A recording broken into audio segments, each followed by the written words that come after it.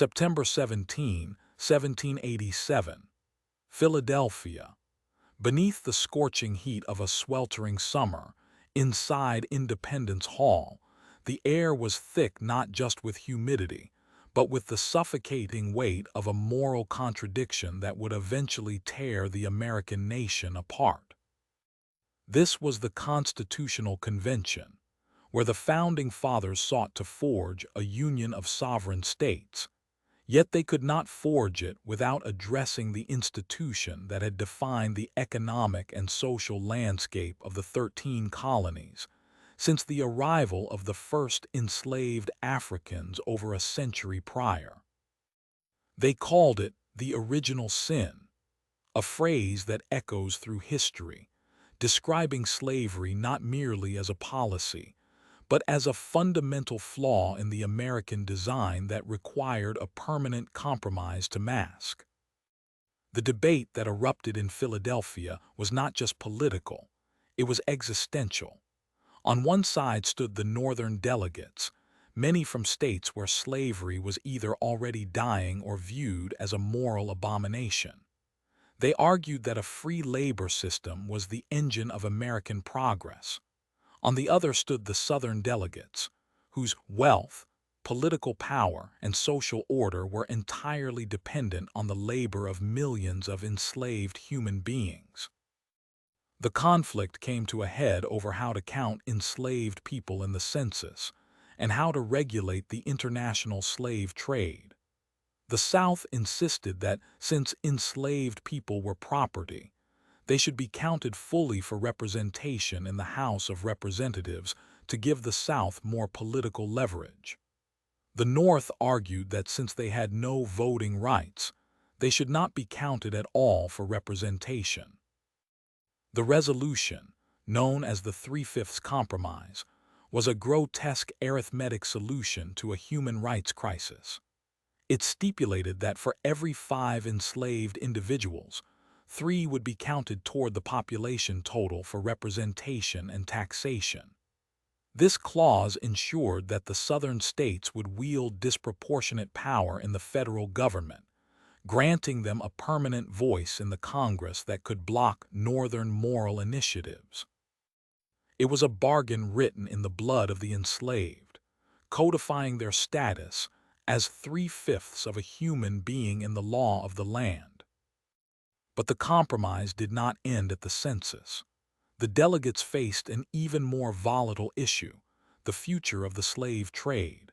Several northern states had already begun to outlaw the importation of enslaved people, viewing the trade as a cancer that poisoned the nation's soul.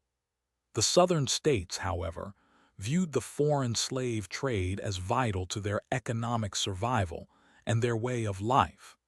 They threatened to walk out of the convention entirely if the trade were banned. The result was the Compromise of 1808, which allowed Congress to prohibit the importation of enslaved people from abroad starting on January 1, 1808. This date, technically the earliest the Constitution allowed for such a ban, was not a victory for abolition. It was a concession. It gave the domestic slave trade time to expand, encouraging the brutal internal market where enslaved people were bought and sold across state lines, often torn from their families. These compromises created a fragile equilibrium, a house of cards built on the belief that the institution of slavery would remain a Southern peculiarity, contained within the borders of the Cotton Kingdom. The founders hoped that as time passed, slavery would wither away like the molehill Abraham Lincoln would later describe. They assumed that the Union's strength lay in its ability to ignore the deep moral fissures running through its core. However, they failed to account for the explosive nature of the issue. The Constitution, while the supreme law of the land, contained the seeds of its own destruction in these very clauses. By legitimizing slavery at the national level, the Constitution made it difficult for any single state to abolish it without federal interference. Yet it made the survival of the Union impossible as long as slavery existed. As the decades wore on, the gap between the North and South widened not just in geography, but in philosophy. The North moved toward a vision of a free society based on individual liberty, while the South doubled down on a hierarchy based on racial subjugation. The compromises of Philadelphia had delayed the inevitable collision, but they could not prevent it. The original sin had been institutionalized, and now the nation had to decide if it could live with that sin, or if it would have to die to be free.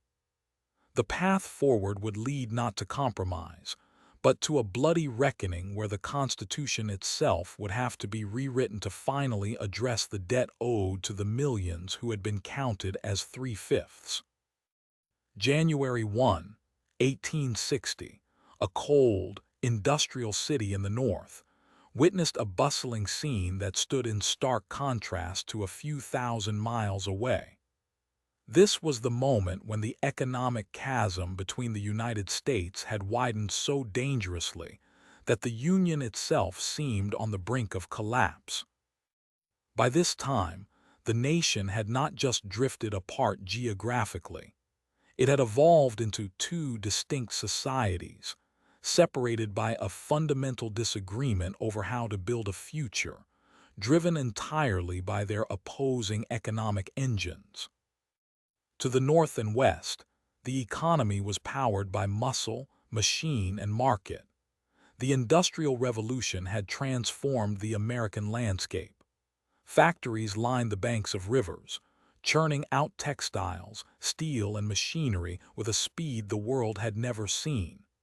This system relied on cheap labor, high tariffs to protect American goods from foreign competition, and a banking system that favored investment and speculation. The North was an exporter, shipping finished products to the rest of the world, while its farmers grew wheat for export, not for domestic consumption. Their society was urbanized, with growing cities that demanded public schools, infrastructure, and government intervention to support industry. Thousands of miles to the south, the story was written in ink and blood. Here, the economy was the Cotton Kingdom, a vast agrarian empire built almost exclusively on the plantation system. The soil of the Deep South was rich, but the only resource required to cultivate its cash crops was human bondage. The South's wealth was not in the smokestacks of factories, but in the bales of cotton that lined the docks of New Orleans, Charleston, and Mobile. Their political philosophy was rooted in states' rights and laissez-faire economics, vehemently opposing federal tariffs which they viewed as an unfair tax on their limited manufactured goods. They wanted free trade, believing it would allow them to sell their cotton and buy cheap British goods. This economic divergence created a cultural schism that ran deeper than mere politics. In the North, labor was a right and a commodity to be debated. In the South, it was the bedrock of the social order, protected by law and custom. The tariff debate became a proxy war over slavery. Northern manufacturers argued that tariffs were necessary to foster their own industries, but Southern leaders saw them as a conspiracy to enrich the North at the South's expense. When the federal government proposed tariffs to protect Northern industry, the South felt economically strangled and politically ignored. As the decades passed, these differences hardened into unbreakable lines. The North grew in population, fueled by immigration and urbanization, while the South's population remained stagnant, as the institution of slavery discouraged free immigration and the internal slave trade became a grim necessity. The gap in infrastructure widened. The North had railroads crisscrossing the continent, connecting markets and accelerating commerce, while the South remained isolated by poor roads and a lack of internal transportation networks beyond the cotton routes. By 1860, the two sections were speaking different languages and living under different rules. The North viewed the federal government as a partner in progress, a force to be used for the common good. The South viewed the federal government as an overbearing master, a threat to their way of life and their property rights. It was not merely a debate over taxes or trade. It was a clash of visions for what America could be. The economic engines of the North and South were now turning in opposite directions, pulling the nation toward a fracture that could only be stopped by force. The fuse had been lit long before the first shot was fired at Fort Sumter. It was lit by the grinding gears of an economy that could no longer turn together. November 6, 1860, New York City. The air in the bustling metropolis was thick with a mixture of coal smoke, horse manure, and a peculiar electric tension that had been building for decades. Across the nation, from the cotton fields of Alabama to the shipyards of Massachusetts, millions of voters cast their ballots into a political machine that was already grinding toward catastrophe. On this day, the election of Abraham Lincoln was not merely a change of leadership. It was the event that made the secession of the Southern states inevitable.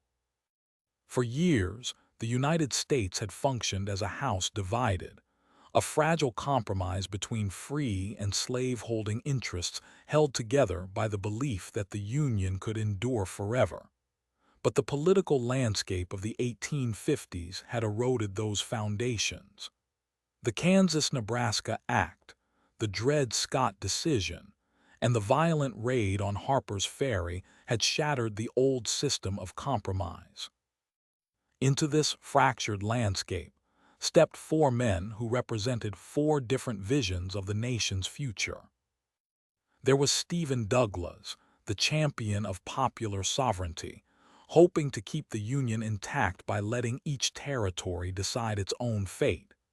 Then there was John C. Breckinridge, the Southern Democrat, who carried the torch of states' rights and the defense of slavery as a positive good. There was John Bell, the constitutional unionist, who sought to preserve the Union by ignoring the slavery issue entirely. But the fourth man, the Republican nominee Abraham Lincoln, ran on a platform that terrified the South. He did not explicitly call for the immediate abolition of slavery, but he declared unequivocally that the expansion of slavery into the Western territories would never be tolerated. To the North, this was a promise of a future where the peculiar institution would wither away naturally. To the South, it was a death sentence. As the votes were tallied over the next few days, the Southern reaction was swift and furious. Lincoln, a man who had never held a slave, was elected with the majority of the popular vote in the North, but he won 0 electoral votes from the 11 Southern slave states. More importantly, he won a clear majority of the Electoral College. In the eyes of South Carolina and its allies, Lincoln's victory was not a political loss. It was an existential threat. The Republican Party, they argued, sought the destruction of their social and economic system. The news of Lincoln's election spread like wildfire, accompanied by a wave of panic in the South. Whispers of disunion turned into shouts of rebellion. The constitutional argument shifted instantly from the preservation of the Union to the preservation of the state. Southern leaders, sensing that the window to negotiate was closing, began to move pieces on a chessboard of treason. They reasoned that if they waited for Lincoln to take office in March 1861, the federal government would inevitably move to suppress slavery. Therefore, the only way to save the South was to cut the ties before the new administration could act. The election results served as the catalyst that transformed long-simmering grievances into irreversible action. It proved that the political machinery of the United States had broken beyond repair. The Democratic Party had split, leaving no national candidate with the strength to hold the Union together. The Republican Party, with its absolute commitment to stopping the spread of slavery, was viewed by the Deep South as an illegitimate government. The Compromise of 1787, the Missouri Compromise of 1820, and the compromises of the 1850s were all rendered moot by a single ballot count. In the months following November 6, the fuse was already burning.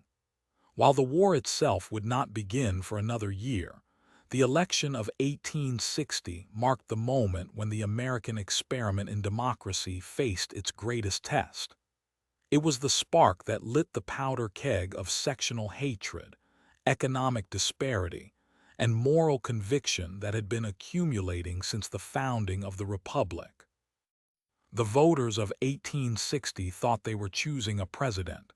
Instead, they had chosen a civil war. November 1860, a small polling station in Charleston, South Carolina. The air inside is thick with cigar smoke and the low murmur of voices debating the unthinkable. Abraham Lincoln has just been elected president, a fact that sent shockwaves through the political landscape of the nation. To the north, it was a victory for a candidate who promised to prevent the expansion of slavery into new territories.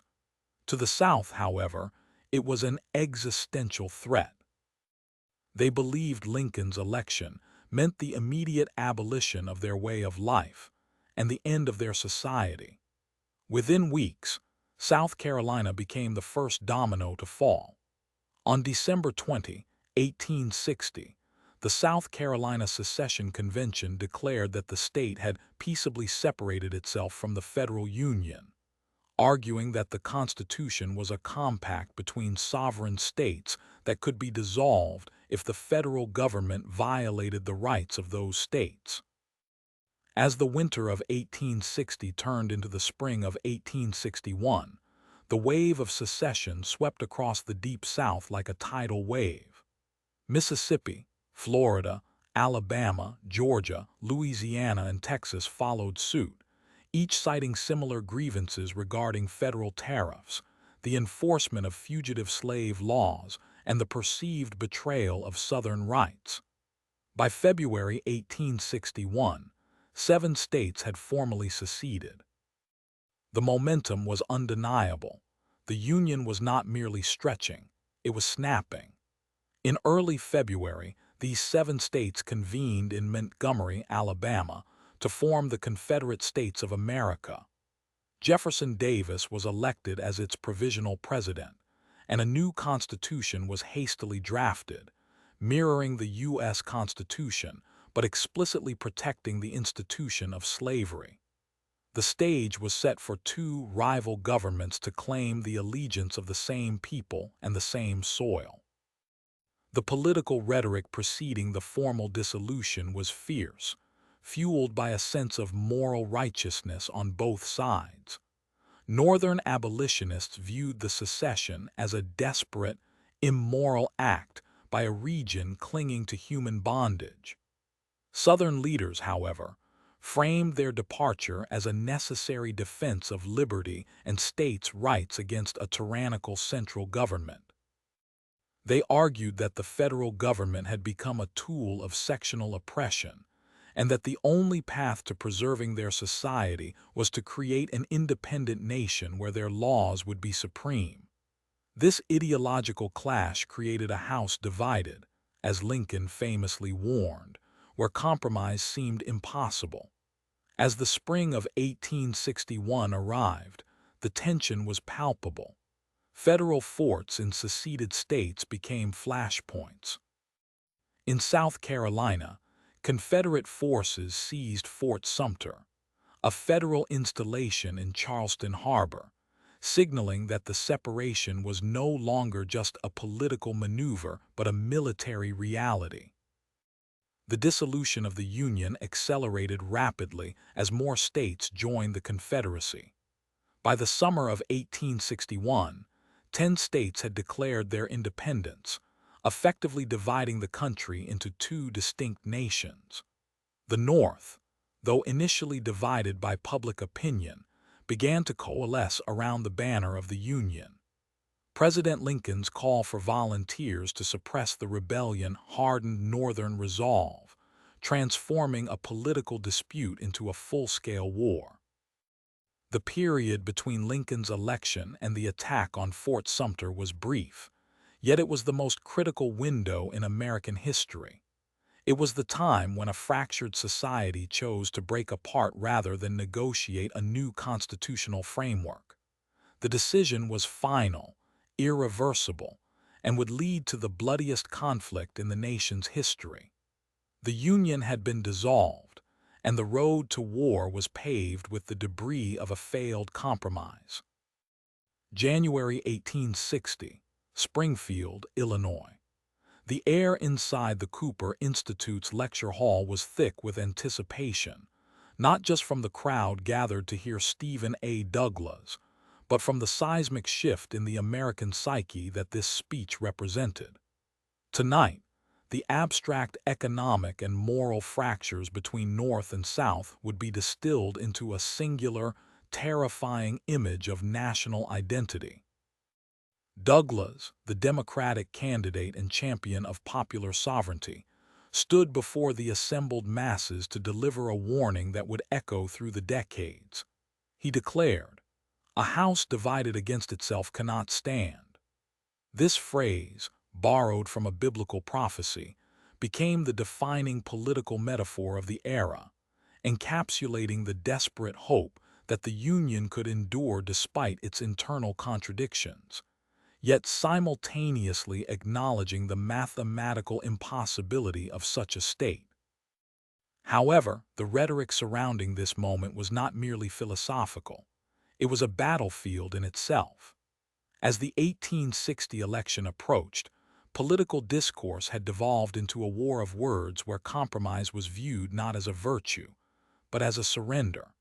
In the northern states, abolitionists like William Lloyd Garrison and Frederick Douglass spoke with a moral clarity that demanded immediate emancipation, framing slavery as an unyielding stain upon the soul of the Republic. Their rhetoric was urgent, fiery, and uncompromising, reflecting a growing belief that the nation's survival was inextricably linked to the eradication of slavery. Conversely, in the South, the political language had hardened around the concept of states' rights and the preservation of the peculiar institution. Southern leaders like John C. Calhoun and Jefferson Davis argued that the Union was a compact of sovereign states, which possessed the inherent right to nullify federal laws or secede if their interests were threatened.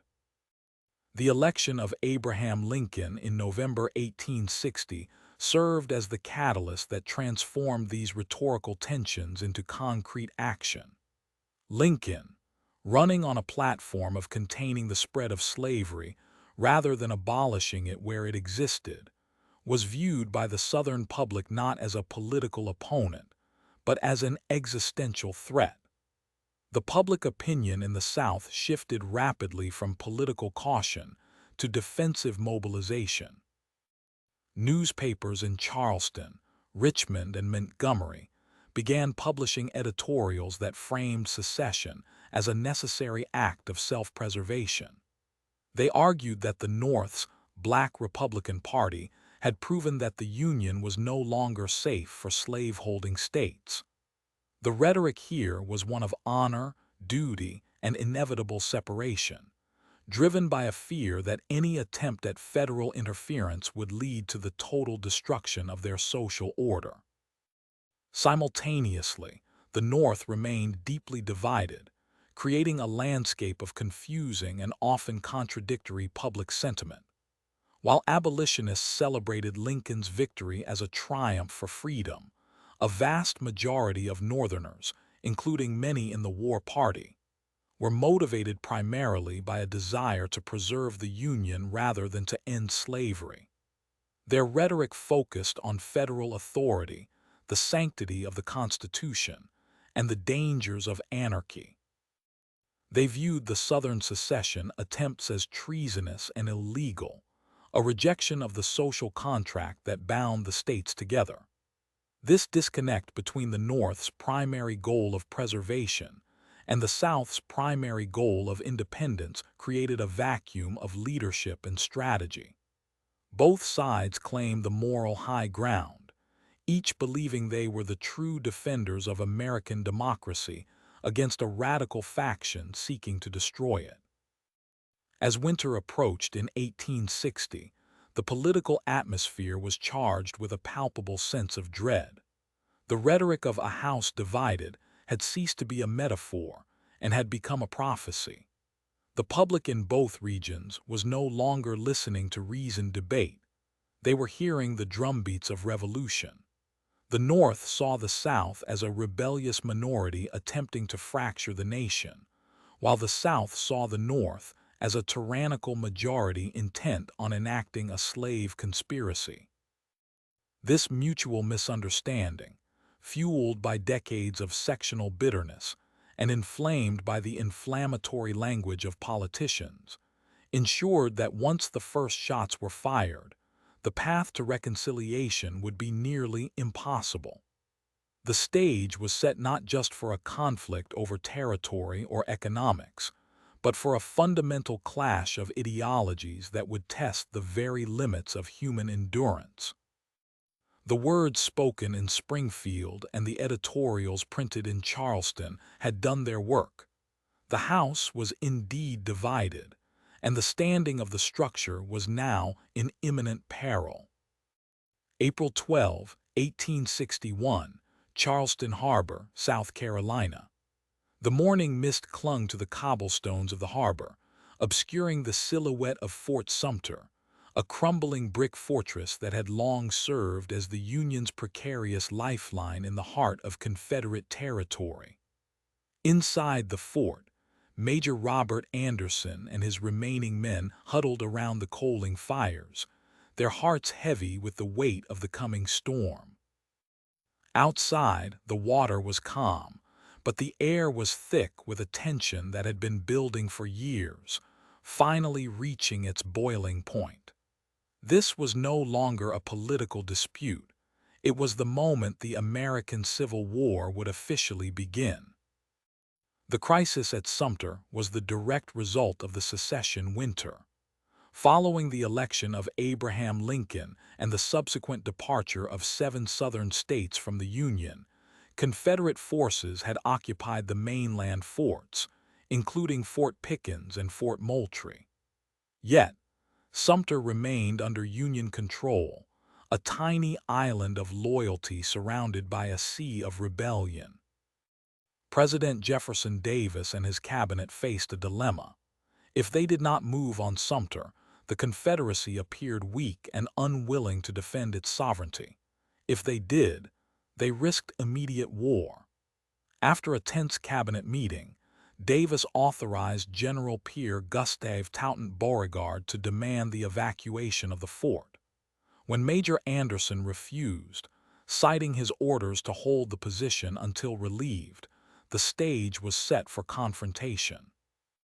On the afternoon of the 12th, Beauregard's forces, outnumbering the Union garrison 2-1, positioned their artillery on the adjacent Morris Island. They opened fire at 4:50 a.m. on the morning of the 13th, the first shots ever fired in defense of a Confederate state. The cannonballs battered the fort's walls, sending shards of brick flying and creating a deafening roar that echoed across the harbor. In the fort, the sounds of combat were met not with panic, but with grim determination. Major Anderson and his men returned fire, their canister shells tearing through the Confederate ranks. For 34 hours, the small garrison held their ground, enduring a relentless bombardment that threatened to destroy the entire structure. The world held its breath as the fate of the nation hung in the balance. News of the firing spread rapidly through the North, igniting a firestorm of outrage and rallying cries for union. In the South, the news was met with a mix of relief and fervor, solidifying the resolve of the seceded states. The battle ended on April 13th when Major Anderson, realizing the fort was untenable and his supply lines severed, surrendered the remaining garrison. However, the cost was high. The Confederate forces had not only captured a strategic stronghold, they had launched a war that would claim over 600,000 lives. The fall of Fort Sumter marked the definitive end of the illusion that the conflict could be resolved through diplomacy or compromise. It transformed the struggle from a sectional dispute over slavery into a fight for the very existence of the United States. As the smoke cleared over Charleston Harbor, the path to a bloody 4-year war was laid out in blood and brick. The Union was fractured, the Constitution was under siege, and the young nation stood on the precipice of the greatest internal conflict in its history. The attack on Sumter proved that the House was indeed divided, and now there would be no turning back. April 12, 1861, Charleston Harbor, South Carolina. The cannon fire that echoes from Fort Sumter to this day did not merely open the fire of a great conflict. It shattered the fragile dream that this war would be short, decisive, and bloodless. In the weeks following the bombardment, a powerful illusion took hold across the nation. For the Union, there was a belief that the rebellion was merely a temporary fever, easily cured by a few surgical strikes. For the Confederacy, there was a conviction that their defensive fortifications and moral cause would cause a foreign invasion and a quick collapse of Northern resolve.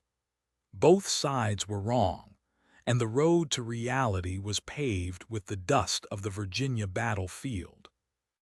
In the North, President Abraham Lincoln was hailed as the hero who had preserved the Union, and his troops swelled with volunteers eager for glory. The press and the public alike spoke of a bloody shirt that would be quickly washed away. General Irvin McDowell, commander of the Army of Northeast Virginia, moved his force from Alexandria, Virginia, with a confidence bordering on arrogance. He believed that a surprise attack on the Confederate capital, Richmond, Virginia, would strike terror into the hearts of the rebels and force an immediate surrender. McDowell's plan relied on the assumption that the Confederate forces, still in the process of organizing under General P.G.T. Beauregard and Joseph E. Johnston, were disorganized and outnumbered. It was a gamble on momentum, a belief that the first blow would break the back of the rebellion before the South could even truly stand. To the South, the situation seemed equally poised for a quick resolution. The Confederacy, having seceded only months prior, was a nation in the making. Their leadership, particularly in the Virginia highlands, felt invincible. They believed that their armies, fueled by the fervor of defending their homes, could repel any Union advance. General Beauregard, stationed in Virginia, anticipated a massive Union fleet and army arriving to besiege the capital. He calculated that if he could hold the line at the Manassas Junction, the Union forces would be trapped or forced to retreat in disgrace. The Southern hope was that this initial defense would prove to the world that the Confederacy was a viable power, capable of standing toe-to-toe with the greatest nation on earth, thereby attracting foreign recognition and ending the war quickly. This shared optimism created a false sense of security that blinded both sides to the true nature of the coming clash. They underestimated the chaos of modern warfare and overestimated their own numerical and logistical advantages. On July 21, 1861, the illusion was tested at the Manassas Junction, known to history as the First Battle of Bull Run. What followed was not the decisive victory either side had envisioned. Instead, it was a chaotic, bloody, and demoralizing defeat for the Union that shattered the myth of a quick war.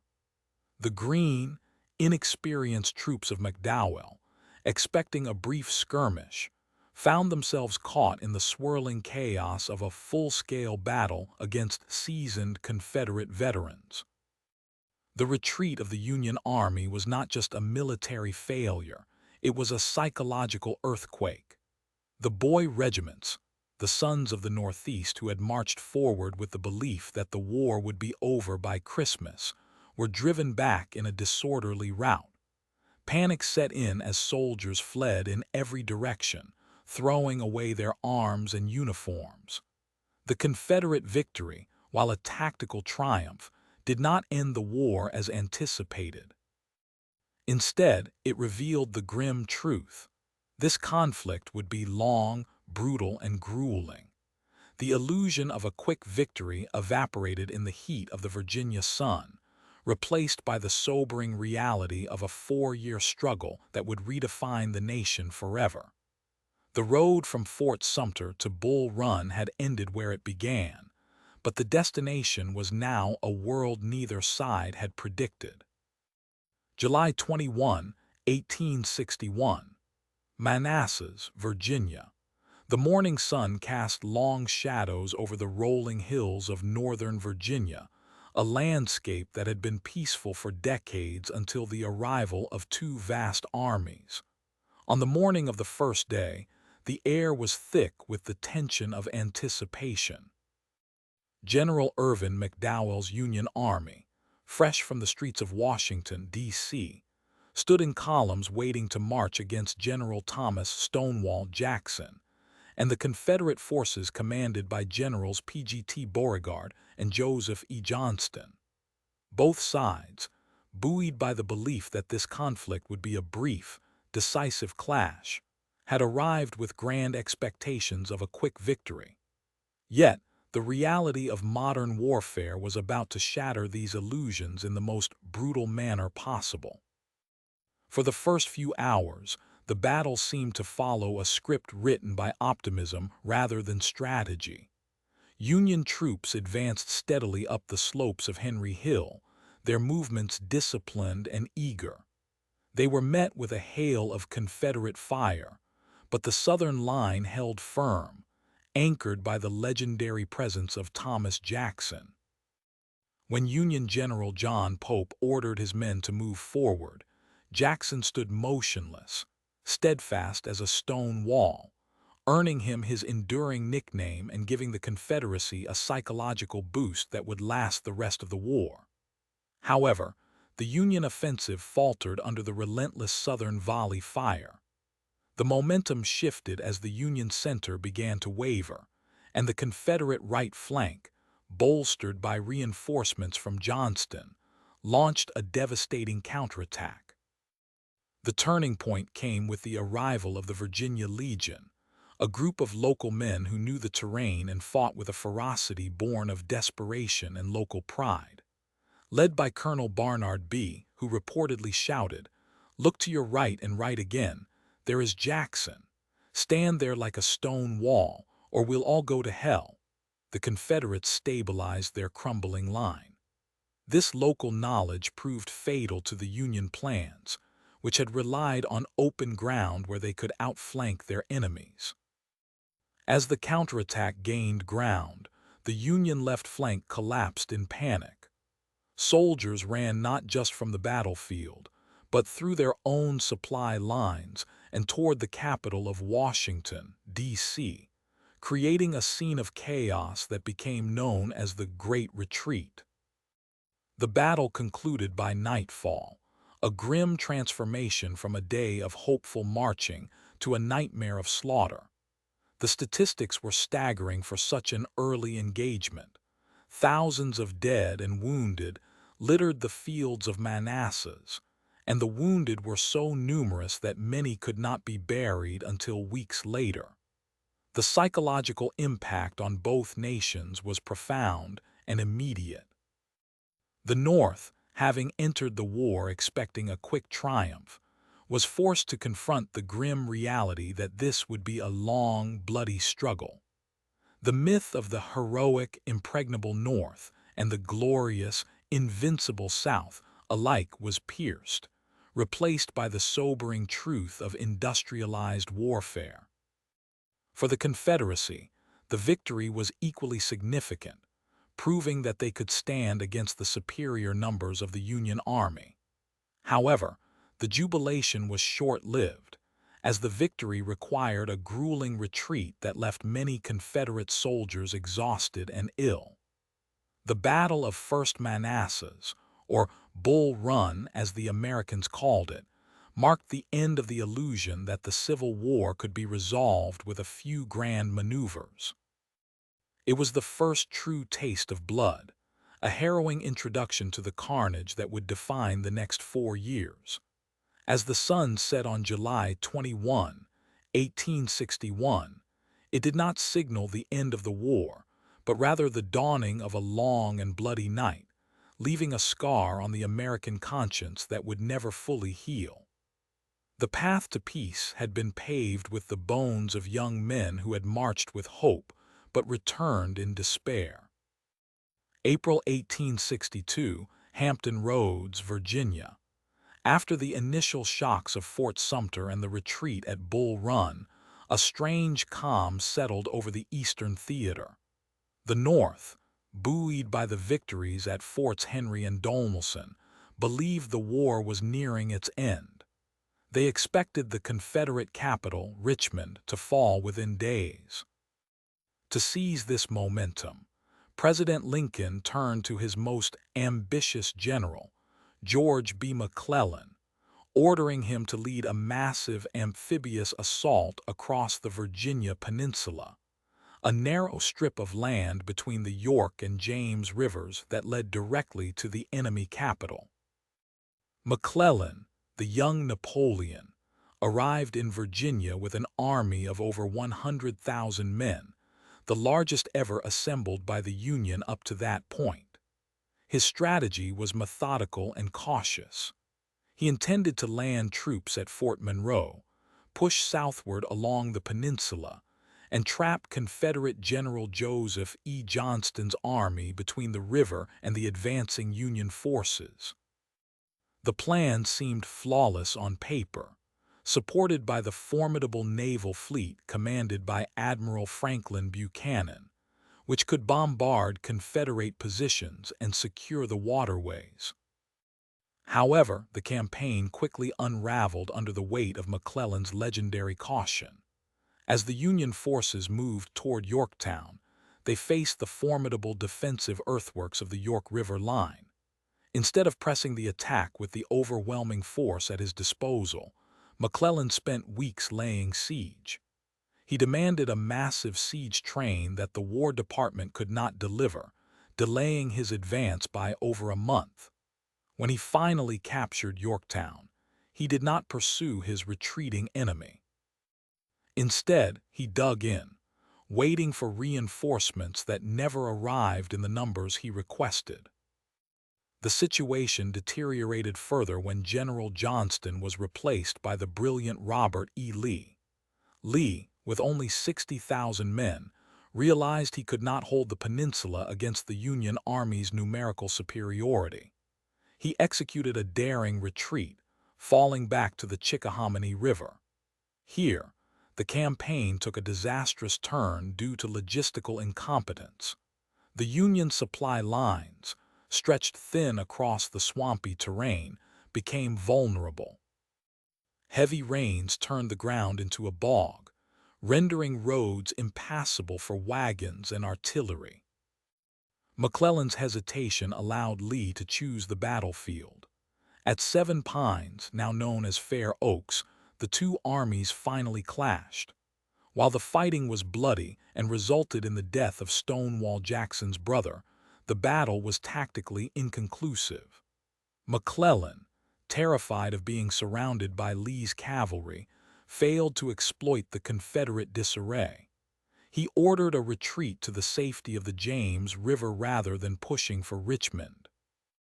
The Peninsula Campaign ended not with a Confederate victory, but with a Union strategic failure. The massive investment of time, money, and manpower yielded no significant territorial gain. McClellan's army was battered, his supply lines were compromised, and the momentum of 1862 was lost.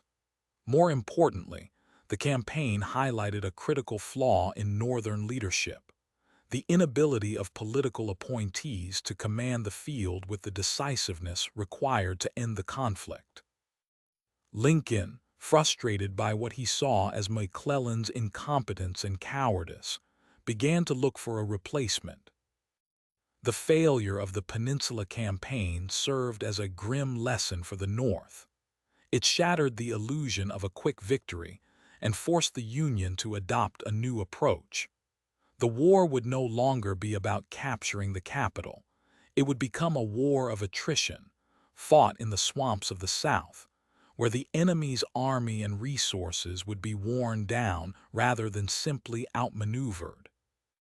The path to Richmond was long, and General McClellan had proven, through his own inaction, that the road would require a different kind of general to walk it. February 6, 1862, in the rugged, riverbed terrain of western Tennessee, the Union war effort seemed poised for its first major collapse. Following the shocking defeats at Bull Run and Fredericksburg, the North was reeling under a wave of pessimism that threatened to crush public morale before the war had even truly begun. Yet, amidst this gloom, a bold new strategy was taking shape. While General George McClellan remained stuck in the East, Union forces under the command of Major General Ulysses S. Grant began to move westward. His objective was to split the Confederate Army in the West by capturing two critical forts guarding the vital river systems: Fort Henry on the Tennessee River and Fort Donelson on the Cumberland River. These fortresses were the keys to the Western waterways. If they fell, the Confederacy would lose control of its supply lines and open a direct path into the heart of the Deep South. Grant assembled a combined force of Army and Navy units, recognizing that land and sea power must work in unison to succeed. On February 6, the naval flotilla, commanded by the aggressive flag officer Andrew Hull Foote, steamed upstream toward Fort Henry. The Confederates, led by Colonel Simon B. Buckner, were caught off guard. The fort was a modest earthwork with a single earthen breastwork, ill-suited to withstand modern artillery. When the Union gunboats opened fire at dawn, the Confederate guns were quickly silenced. By the afternoon, Grant's troops had marched up the bank to seize the fort. With minimal resistance, Fort Henry fell, its guns captured and its garrison surrendering thousands of prisoners. The Tennessee River was now open to Union commerce and invasion. But Grant's target was not yet secured.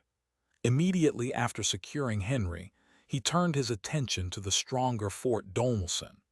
Located on a high bluff overlooking the Cumberland River, this position was significantly more formidable, protected by deep trenches, abattis, and a larger garrison under the command of General John B. Floyd, who soon resigned in disgrace, leaving Buckner to command alongside General Gideon Johnson Pillow. The Confederate position seemed impregnable. However, Grant refused to accept stalemate. In a daring maneuver, he ordered a night assault on February 13 and 14, while simultaneously intensifying the naval bombardment. The Union Army, lacking heavy siege guns initially, relied on infantry tactics and naval cannonade to batter the defenses. The fighting was fierce, but the Union numerical superiority and relentless pressure began to wear down the Confederate lines. By the evening of February 15, the situation at Donelson had deteriorated beyond repair. With his reinforcements unable to arrive, and his retreat routes blocked by Union control of the Cumberland River, Buckner faced a catastrophic defeat. Recognizing that further resistance would only result in the slaughter of his entire command, Buckner made the fateful decision to surrender. He sent a desperate message to Grant asking for terms, famously asking for unconditional surrender. Grant famously replied with two words that would echo through history: "No terms but unconditional surrender." This exchange marked a psychological turning point, signaling that the Union was no longer willing to negotiate with the Confederacy for mere cessation of hostilities. They sought total victory. The surrender of over 13,000 Confederate troops at Donelson was the largest of the war at that point, and dealt a crushing blow to Confederate morale. The fall of Forts Henry and Donelson shattered the illusion of invincibility that the South had tried to project to its citizens and European powers. It proved that the Union could not only match but overwhelm Southern defenses.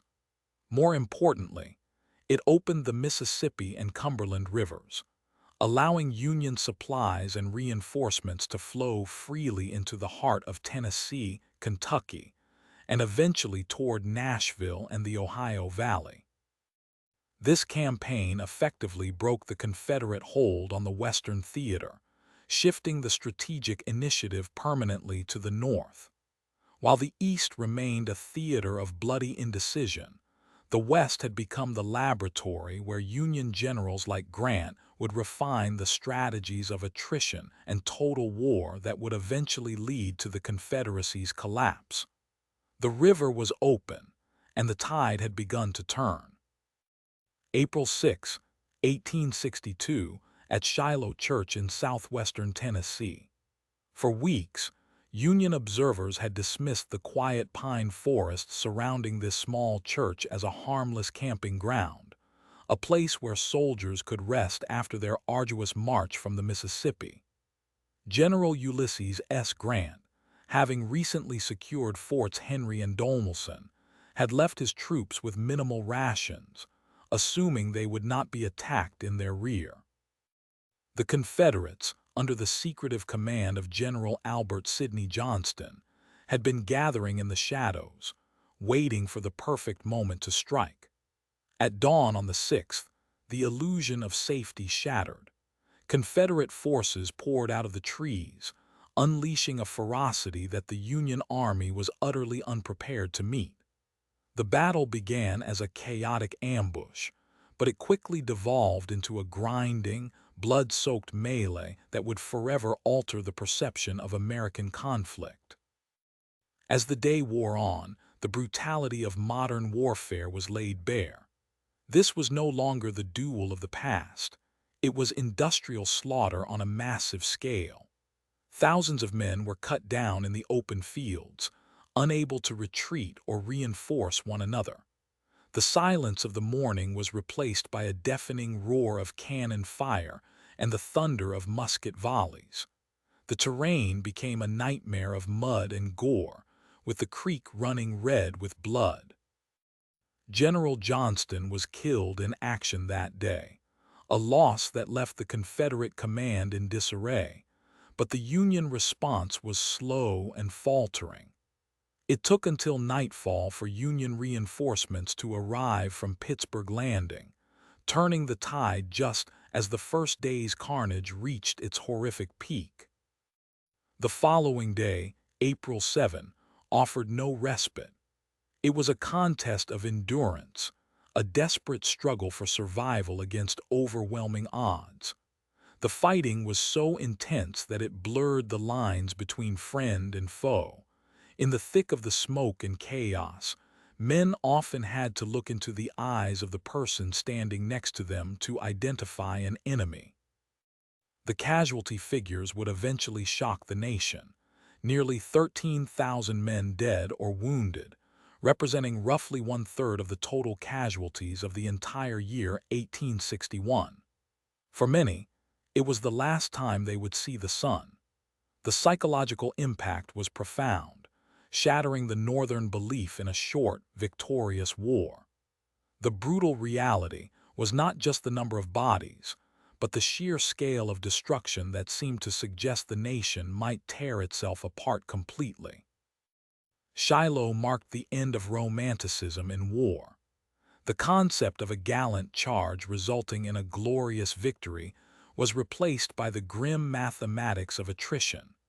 The war was becoming a total conflict, where the goal was not just to defeat the enemy army but to break its will through sheer force.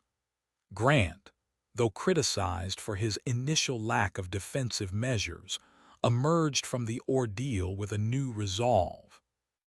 He famously stated that he would fight it out on this line if it takes all summer, signaling a shift in Union strategy toward relentless pressure and attrition rather than cautious maneuvering. In the aftermath, Shiloh served as a grim baptism by fire for the armies of both sides. It taught the Union that they could win against the Confederacy, but at a terrible cost. It also forced the Confederacy to recognize that their defensive superiority was crumbling under the weight of Northern industrial might and manpower. The battle transformed the Civil War from a political dispute into an existential struggle for the soul of the nation. As the sun set on Shiloh, the dust settled over a landscape transformed into a graveyard, leaving behind a legacy of horror that would echo through the ages. It was the moment the war stopped being a game of honor and became a fight for survival, setting the stage for the even greater horrors to come in the coming years. July 1, 1863, Pennsylvania, near the quiet town of Gettysburg. By the summer of 1863, the American Civil War had consumed 2 long years of bloodshed, reshaping the landscape and the lives of a nation teetering on the brink of collapse. For the Union, it had been a frustrating period defined by strategic blunders and defensive victories that felt more like delays than triumphs. General Robert E. Lee, buoyed by the confidence of his previous successes, had launched a daring invasion of the North, hoping to strike a fatal blow to Union morale and force a political settlement. But fate, it seemed, had run out of patience with the Confederacy. Over 3 grueling days, Lee's Army of Northern Virginia would collide with the Army of the Potomac in a clash of epic proportions. The Battle of Gettysburg became the crucible where the tide began to turn. It was a battle of attrition so fierce that the ground itself seemed to be worn down, littered with the debris of shattered muskets and the bodies of thousands. The high water mark of the Confederacy was reached at Little Round Top, where the Union line held firm against impossible odds. By the 3rd day, Lee's desperate charge on Pickett's charge ended in a catastrophic failure, marking the moment the Confederate offensive spirit began its irreversible decline. While the North celebrated a hard-fought victory in the East, a different kind of strategic masterstroke was unfolding thousands of miles away in the West. The Mississippi River, the great artery of the South, had remained a contested prize throughout the war, but in late 1862, General Ulysses S. Grant orchestrated a campaign of unprecedented boldness. Targeting the formidable fortress of Vicksburg, Mississippi, Grant refused to be deterred by the impenetrable Confederate defenses on the bluffs. Instead of a direct assault that would cost an army its life, he executed a daring flanking maneuver, moving his troops down the treacherous bayous of the Atchafalaya and across the swamps of the Red River. This audacious movement placed Union forces behind the Confederate lines, cutting off their supply routes and forcing Vicksburg into a long, suffocating siege. The psychological impact of Grant's victory was staggering. Just days after the news of Gettysburg reached Washington, the surrender of Vicksburg sealed the Union's control of the Mississippi River, splitting the Confederacy in 2. This dual victory transformed the momentum of the war. The South lost its offensive initiative and its logistical lifeline, while the North gained the confidence to pursue a strategy of total war. The turning point was not merely a matter of territory, but of morale. The myth of Southern invincibility was shattered, proving that the Union could not only defend, but could also decisively defeat the Confederacy on its own ground. As the year closed, the war shifted from a struggle for survival to a calculated march toward emancipation and ultimate victory.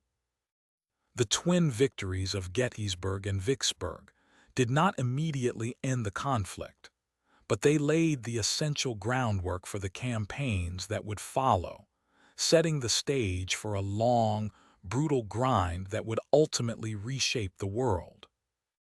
September 17, 1862, Sharpsburg, Maryland. The sun hung low over the Antietam River, casting long, bloody shadows across the cornfields of Maryland. For almost 13 hours, two armies clashed with a ferocity that would forever alter the course of American history. On this single day, more men would fall, over 23,000 total, than in any other battle in the history of warfare until World War I. It was the bloodiest day in human history, a slaughter that left the ground soaked in the crimson of the Union cause and the Confederate dream. General Robert E. Lee had achieved a strategic miracle. After 2 years of grinding defeats and relentless pressure from the Union Army, the Army of Northern Virginia had crossed the Potomac River, moving north into Union territory. Lee's gamble was audacious, yet brilliant. By fighting on home soil, away from the advancing Union armies, he hoped to rally Confederate support in the border states and, perhaps most importantly, force President Abraham Lincoln into a desperate peace negotiation. But as the smoke cleared on the first day of the battle, it became clear that Lee's invasion was about to be halted. The Union Army of the Potomac, under the cautious command of General George B. McClellan, finally engaged the Confederates near the town of Sharpsburg. What followed was a nightmare of slaughter. At the Dunker Church, Union troops pushed into a dense thicket, only to be met by a fierce Confederate counterattack that turned into a deadly stalemate.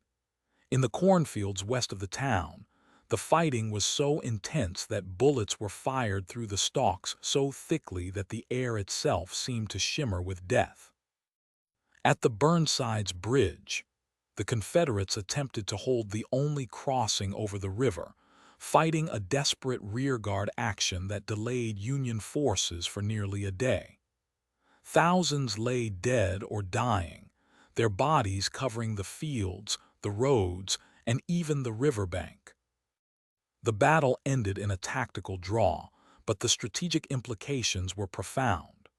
While Lee technically retained control of his army, the bloodshed of Antietam provided Lincoln with the moral imperative he had been waiting for.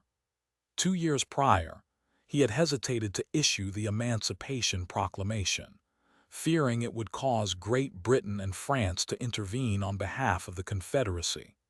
He needed a significant Union victory to make such a radical move politically safe. Antietam gave him that moment. Within days, Lincoln drafted the preliminary Emancipation Proclamation, effectively turning the war from a struggle solely to preserve the Union into a crusade for human freedom. Furthermore, the battle shattered the myth of Confederate invincibility. It stopped Lee's invasion, forcing him to retreat back across the Potomac into Virginia, his wounded army dwindling by more than half. The psychological impact on the North was immediate. After a year of setbacks, the blood of Antietam reignited a flickering hope. It proved that the Union could stand against the South and force them back. For the South, the retreat marked a turning point, signaling that their offensive capabilities were waning. The landscape of Antietam remains a scarred testament to that fateful day. Today, the quiet cornfields hide the mass graves and the craters where men once fell. Yet the legacy of September 17, 1862, ripples through time, defining the moral arc of the conflict. It was the day the cost of freedom became undeniable, the day the war shifted its purpose, and the day the path to liberation was finally paved in blood. The bloodiest day changed everything, transforming a civil conflict into a revolution that would reshape the very soul of a nation. September 22, 1862, Baltimore, Maryland. The city is a nervous hub of activity, filled with refugees fleeing the chaos of the Maryland campaign and soldiers preparing for an invasion that never comes. It is here, amidst the uncertainty and the smoke of impending battle, that President Abraham Lincoln holds a private audience with his cabinet.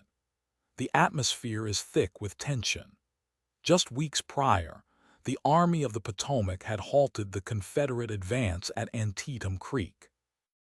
While it was not a decisive Union victory in terms of territory gained, it was a strategic triumph. It stopped Lee's invasion and provided Lincoln with the constitutional necessity he desperately needed.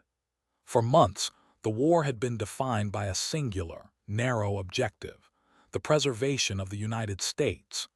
The rallying cry was Union, Union, Union. To many Northerners, the institution of slavery was merely a regrettable evil to be ignored if it meant keeping the Republic intact. But Lincoln saw a different future. He knew that as long as the war was solely about saving the flag, the Southern states could claim they were still fighting for an independent nation. To break that logic, he needed to transform the conflict. On January 1, 1863, Washington, D.C., a document is issued from the White House that will echo through history. The Emancipation Proclamation is no longer a whisper in the corridors of power. It is a roar that changes the very soul of the war. Technically, Lincoln's order was limited. It applied only to states in rebellion, sparing the border states like Kentucky and Maryland that had not yet seceded. It declared that all persons held as slaves within any state or designated part of a state, the people whereof shall then be in rebellion against the United States, shall be thenceforward and forever free. While this did not immediately free any enslaved people in the loyal states, its symbolic weight was astronomical. It redefined the war's purpose. The Union was no longer fighting just to hold the map together. It was now fighting for human liberty. The implications were immediate and profound. Overnight, the legal landscape of the war shifted.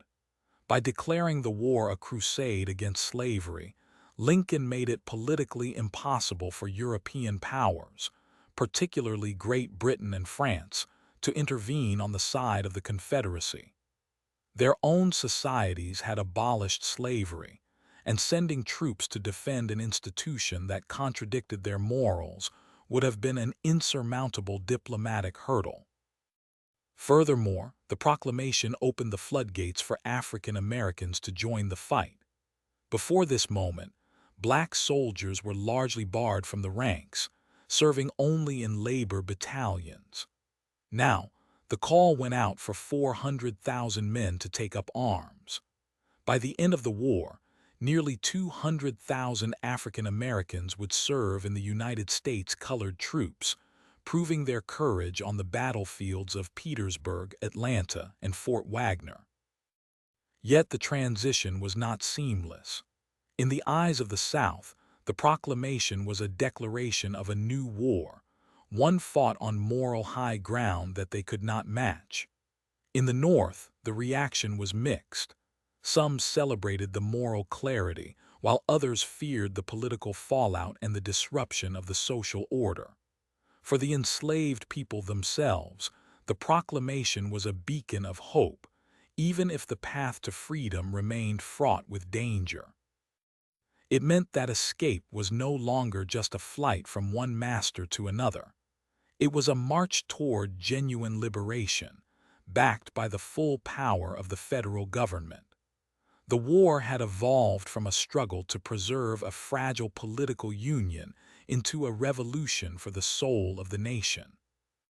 As Lincoln later articulated, the war was now about ensuring that the republic of the people by the people, for the people, would not perish from the earth, but would instead be reborn on a foundation of equality and justice.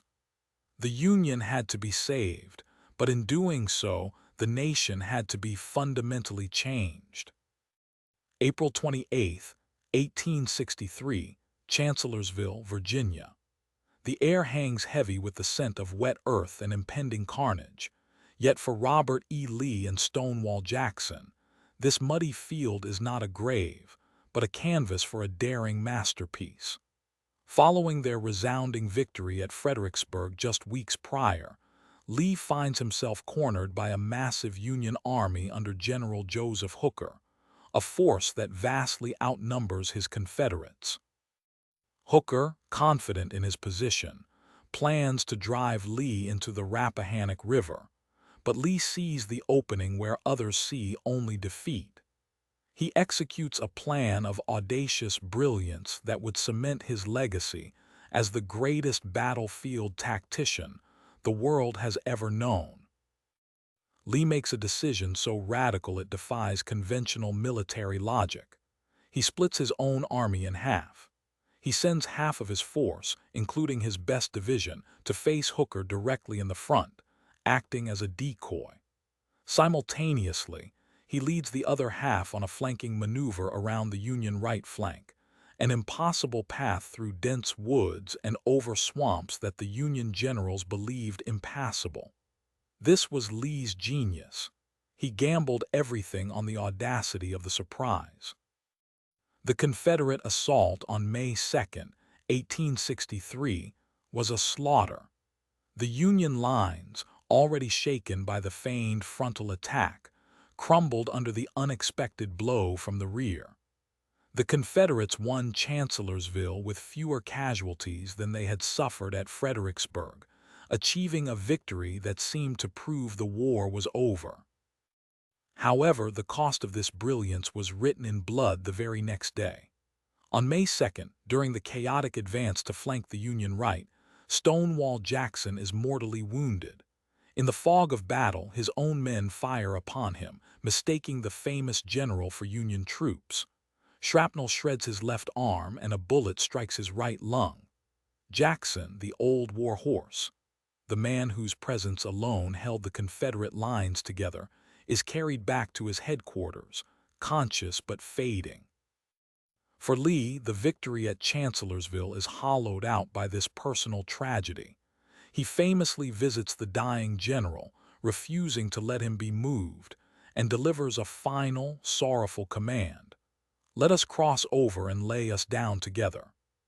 Jackson dies in the early hours of May 10, 1863, just days after the battle began.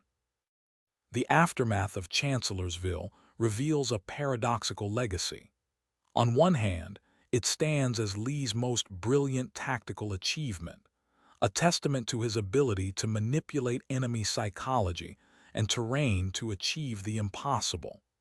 It demonstrated that the Confederacy could still strike terror into the hearts of the North and force the Union to fight a war of attrition. On the other hand, the death of Jackson dealt a blow from which the South never fully recovered. Jackson was not just a general, he was an institution. His replacement by generals like Richard S. Ewell, who lacked his aggressive spirit, led to a series of blunders in the subsequent overland campaign. Lee's genius at Chancellorsville bought the Confederacy a temporary reprieve, delaying the inevitable collapse by months, but it also marked the end of an era. The war would become a longer, bloodier grind, stripping away the last illusions of a quick Southern victory, and setting the stage for the brutal attrition that would follow in the wilderness and at Gettysburg. Chancellorsville remains a haunting monument to military genius tempered by fatal hubris, a single day where victory was purchased with the life of a hero. June 25, 1863, Vicksburg, Mississippi. The sun beat down on the bluffs overlooking the Mississippi River, casting long, hot shadows over a city that had become the linchpin of the Confederacy's survival. For months, General Ulysses S. Grant and his Union forces had been engaged in a grueling, exhausting campaign to break the Confederate grip on the river. But Vicksburg was not a battle to be won with a single charge or a quick skirmish. It was a fortress built on high ground, surrounded by swamps and impassable terrain, seemingly impregnable. The strategic value of Vicksburg could not be overstated. Control of the Mississippi River meant cutting the Confederacy in two, severing the vital supply lines between Texas, Arkansas, and Louisiana from the eastern states. It was the key to the Anaconda Plan, and until Vicksburg fell, the Union's naval supremacy remained theoretical rather than practical.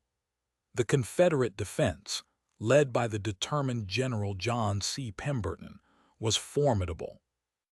They held the bluffs with a force of approximately 30,000 men, protected by deep ravines that prevented flanking maneuvers and a river that blocked frontal approaches. Frustrated by the failure to capture the city after several costly assaults, Grant realized that a direct frontal assault would result in a slaughter for his men and a stalemate for the Union.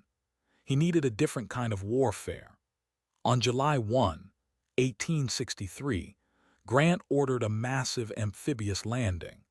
Under the cover of heavy fog and torrential rain, Union troops waded into the swamps south of the city and crossed the river to occupy the fields of Jackson, Mississippi. This daring move threatened the Confederate flank and forced Pemberton to move troops away from Vicksburg to protect the rear, effectively loosening the city's grip. With the enemy distracted, Grant began a slow, methodical encirclement.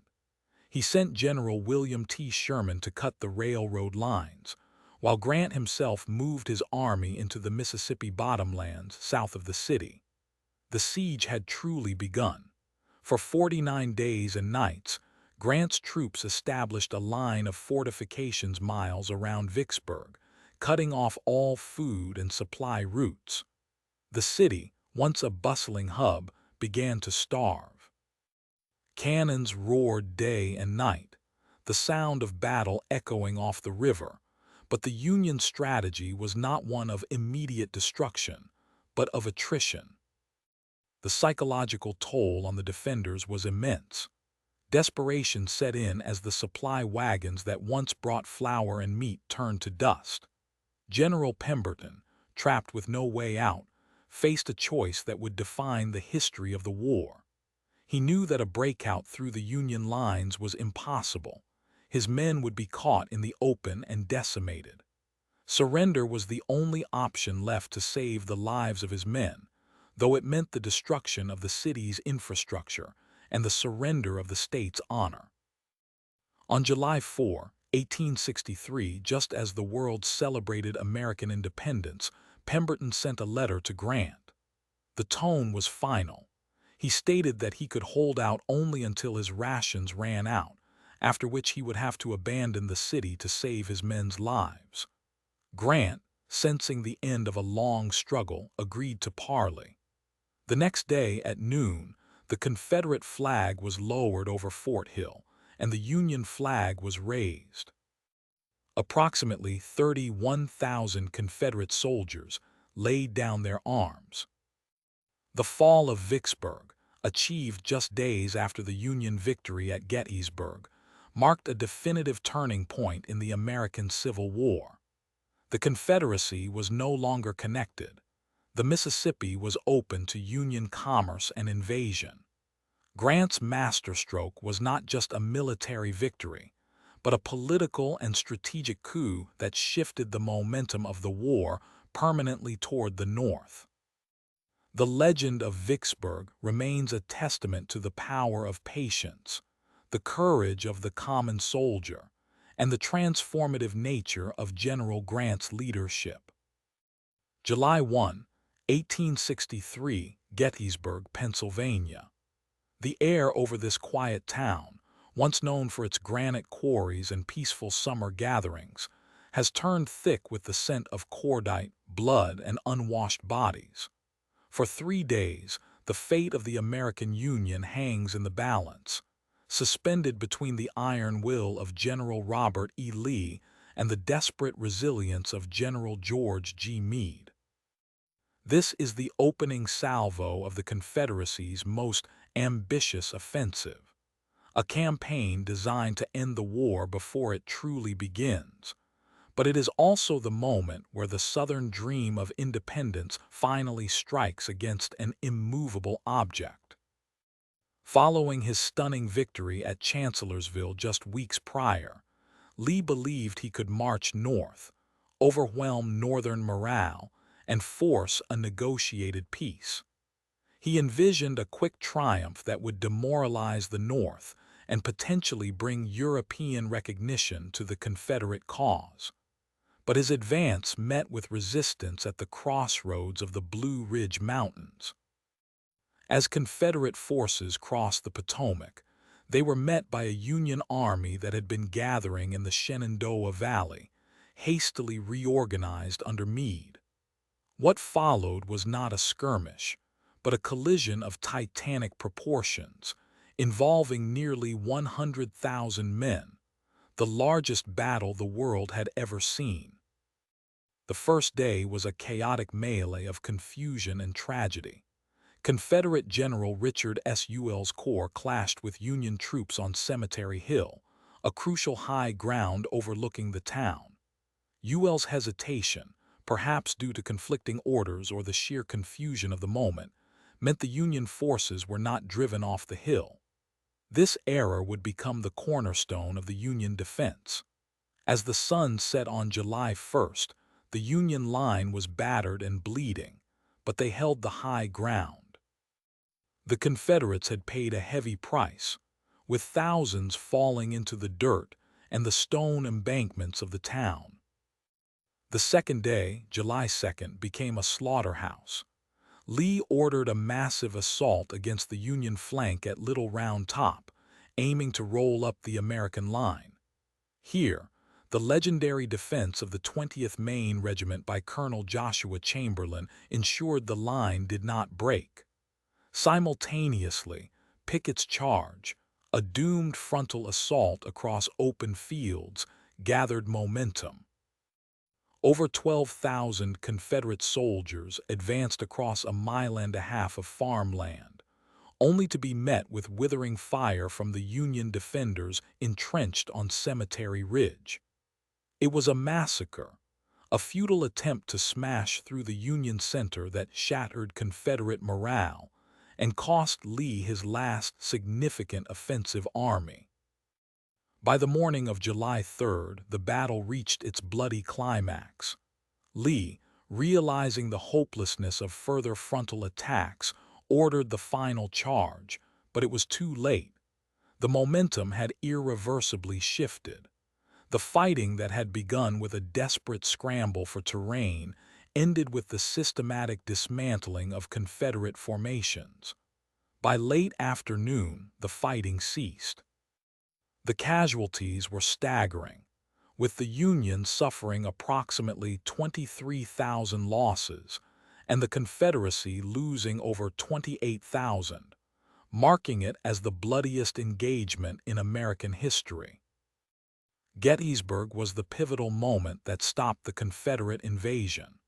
Lee's army retreated back across the Potomac, crippled and unable to threaten Pennsylvania again. More than just a military defeat, Gettysburg marked the end of the Confederacy's strategic offensive capability. It halted the momentum that had pushed the Union to its brink in 1862. In the weeks that followed, the psychological weight of the defeat forced a reevaluation of the war's strategy.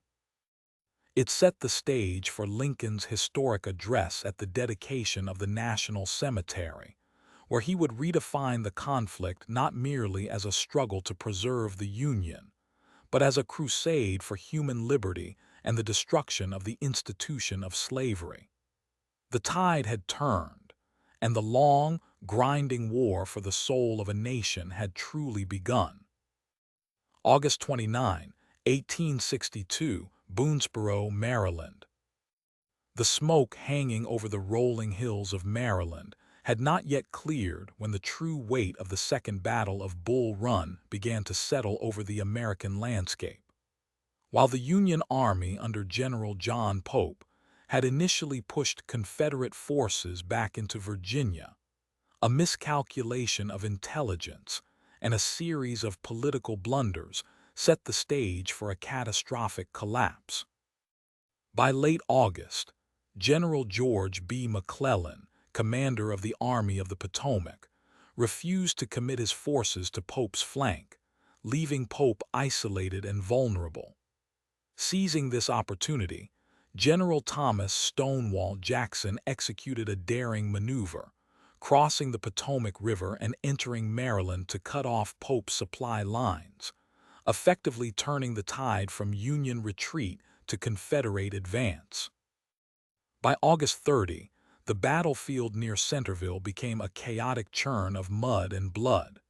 Jackson's famous Valley Boys, exhausted from their grueling march yet fiercely disciplined, fell upon the Union right flank with devastating precision. Simultaneously, General Robert E. Lee's main army rolled up the Union left. The result was a rout of historic proportions.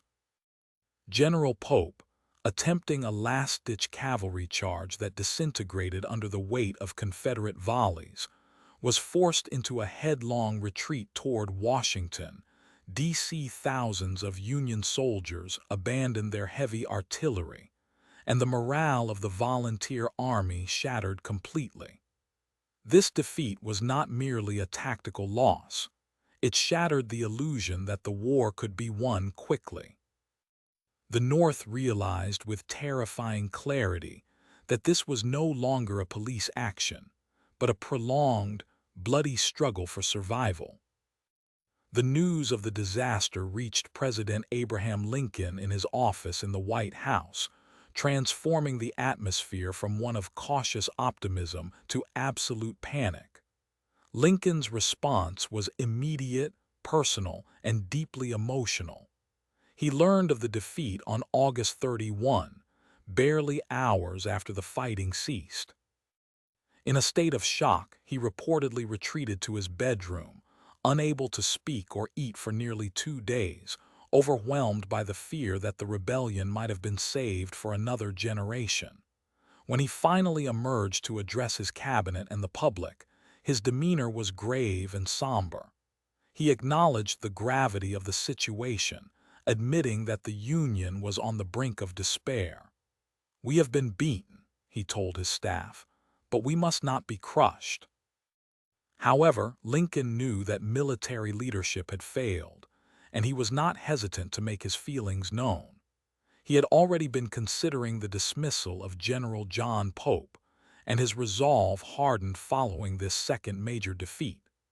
Lincoln viewed the leadership of Pope as incompetent and dangerous, a man who had misjudged the enemy, mismanaged his troops, and failed to understand the harsh realities of total war. His response went beyond simply firing a general. It signaled a shift in the entire strategy of the Union war effort. Lincoln began to distance himself from the political generals who favored quick victories and started to look toward more aggressive commanders, particularly Ulysses S. Grant, who was proving his worth in the Western theater. The defeat at Second Bull Run also forced Lincoln to confront the political ramifications within his own party. Many Northerners, weary of the bloodshed and the lack of progress, blamed the president and his administration. The election of 1862 approached, and Lincoln faced the prospect of losing the support of the moderate Republicans. Yet, rather than retreating, he doubled down on his war aims. The loss in Virginia made it clear that the Confederacy would not yield without a crushing blow. It was in the wake of this defeat, amidst the rising tide of Southern victories, that Lincoln felt compelled to redefine the purpose of the war itself. He moved toward the idea that the Union cause was inextricably linked to the abolition of slavery, laying the groundwork for the Emancipation Proclamation that would soon follow. As the Union Army limped back to safety, the Second Battle of Bull Run marked a definitive end to Northern complacency. It was a stark reminder that the Confederacy, under the command of Lee and Jackson, possessed the resilience and tactical brilliance to defeat the mightiest army in the world. For Lincoln, it was a crucible that burned away hesitation and paved the way for a more determined, albeit costly, path to victory. The stage was now set not just for a return to Virginia, but for a total war that would reshape the nation forever. The illusion of a quick end to the conflict was dead, replaced by the grim reality of attrition and sacrifice that would define the remaining years of the war. November 2, 1864, Washington, D.C., the atmosphere inside the White House was suffocating, a stark contrast to the victory parades of 1862 or 1863. While the Union had technically outmaneuvered the Confederacy on paper, the reality on the ground was a nightmare of attrition. General Ulysses S. Grant had just replaced George McClellan after years of stalling, initiating a brutal campaign of attrition against General Robert E. Lee. The results were catastrophic casualties for the Union Army, and the morale of the Northern public was fracturing. In the South, the Confederacy was holding its ground, and the hope of a negotiated peace seemed more tangible to many than total Union victory. This was the context for the election of 1864, a contest that would determine the fate of the United States more than the battlefield ever could. Abraham Lincoln, the embattled president, faced a formidable challenge from the Democratic nominee, George B. McClellan, the very General Lincoln had dismissed and replaced. McClellan ran on a platform of peace at any price, arguing that the war was costing too many lives and that a negotiated settlement with the Confederacy was preferable to the continued carnage. He appealed to the war-weariness of the electorate, tapping into a sentiment that the North had lost its way. The Democratic Party, largely composed of Copperheads in the North who opposed the war entirely, and war Democrats who simply wanted it ended, rallied behind this message. For the first time in American history, the incumbent president faced a serious threat of defeat from a major party with a distinct anti-war platform. As the campaign waged on, Lincoln's position grew increasingly desperate. His generals were fighting bloody, grinding battles like the Wilderness and Cold Harbor, where thousands of Union soldiers died for little territorial gain. The public saw the toll, and the newspapers were filled with reports of suffering and stalemate. If Lincoln lost the election, the consequences could have been disastrous. A Democratic victory would likely mean the immediate cessation of hostilities, potentially allowing the Confederacy to secede permanently and ensuring the survival of slavery in the South. The Union could have fractured further, and the dream of a reunited nation might have been lost forever.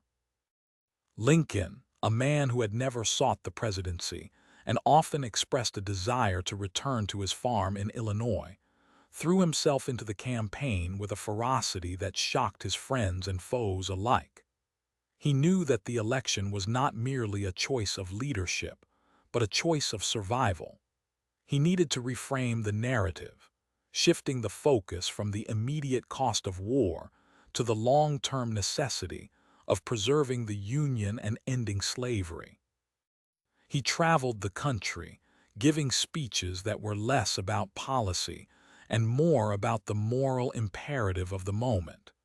He spoke of the living death that would await the nation if the war ended without a resolution. The campaign was fought not just with speeches, but with the blood of soldiers. Every casualty reported was a vote for Lincoln. Every success, however slim, was a bullet in the head of the Democratic opposition. The tide began to turn in the final months as news from the Western theater, particularly the victories of William Tecumseh Sherman and the tightening siege around Petersburg, reached the North. The perception that the Union was losing ground began to fade, replaced by the understanding that the Confederacy was strangling itself. On November 8, 1864, the votes were counted. Against all odds and against the predictions of political pundits, Lincoln won. He secured 212 electoral votes to McClellan's 21. This victory was a miraculous political triumph, a testament to Lincoln's resilience and the enduring faith of the American people in the Union cause. More importantly, it gave Lincoln the political capital to push through the end of the war without interruption. He could now order Sherman to march to the sea and Grant to press Lee to the breaking point with full authority. The election had saved the Union, not by stopping the war, but by ensuring it would be fought to a decisive conclusion that would forever alter the course of American history. November 15, 1864, Atlanta, Georgia. For months, the Union Army had been grinding its way through the tangled forests and bloodied fields of Virginia, engaging in a war of attrition that seemed endless. But in the Deep South, a different kind of campaign was unfolding, one that would fundamentally alter the nature of modern warfare. This was General William T. Sherman's March to the Sea, an operation born not of a specific battle plan, but of a bold strategic vision. By late November, having secured the rail line behind Atlanta, Sherman made his decision. He would leave his supply trains behind and march directly to Savannah, a distance of over 230 miles, living off the land and breaking the Confederate will to fight. The objective was clear and brutal: destroy the Confederacy's physical and psychological backbone. Sherman understood that the Southern soldiers were fighting for their homes, their families, and their livelihoods. As long as those elements remained intact, morale would survive no matter how many battles were lost. To win, the Union had to make the war unbearable for the civilian population. Sherman famously declared, "War is hell. Let us get the devil out of it as soon as we can." Paradoxically, his method involved unleashing that very hell upon the South to force a quicker end to the conflict. As Sherman's 60,000 men moved south from Atlanta, they carried with them a policy of total war. Orders were issued to destroy all military resources, but also all that supported the war effort.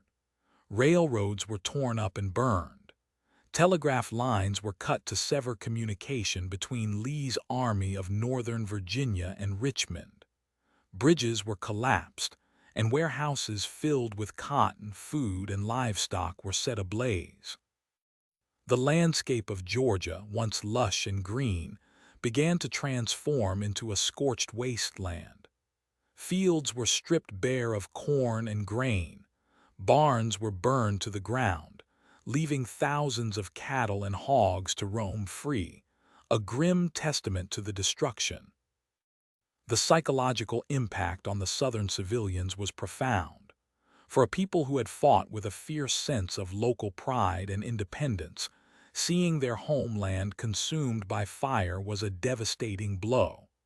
The march stripped away the illusion of Southern invincibility. It proved that the Confederacy could not protect its own people. The destruction was not random. It was surgical, targeting the very infrastructure that sustained the rebellion. Sherman's troops, often referred to as the Marching Devils, moved with a disciplined ferocity that shocked the world. They were not just soldiers. They were an instrument of political warfare, designed to convince the Northern public that victory was inevitable and to shatter the hopes of the Southern home front. By December 10, 1864, Sherman's army reached Savannah, the coastal city that was the starting point of the campaign. The capture of the city was a massive propaganda victory. Sherman's soldiers found the city largely intact, with vast quantities of cotton still on the docks. He secured the city for the Union, effectively ending the supply line from the Deep South. The march had taken less than a month, moving at an average speed that defied the expectations of a war of movement. When Sherman entered Savannah, he presented the captured cotton and the city itself as a Christmas gift to President Lincoln, symbolizing the Union's triumph over the rebellion's economic lifeline.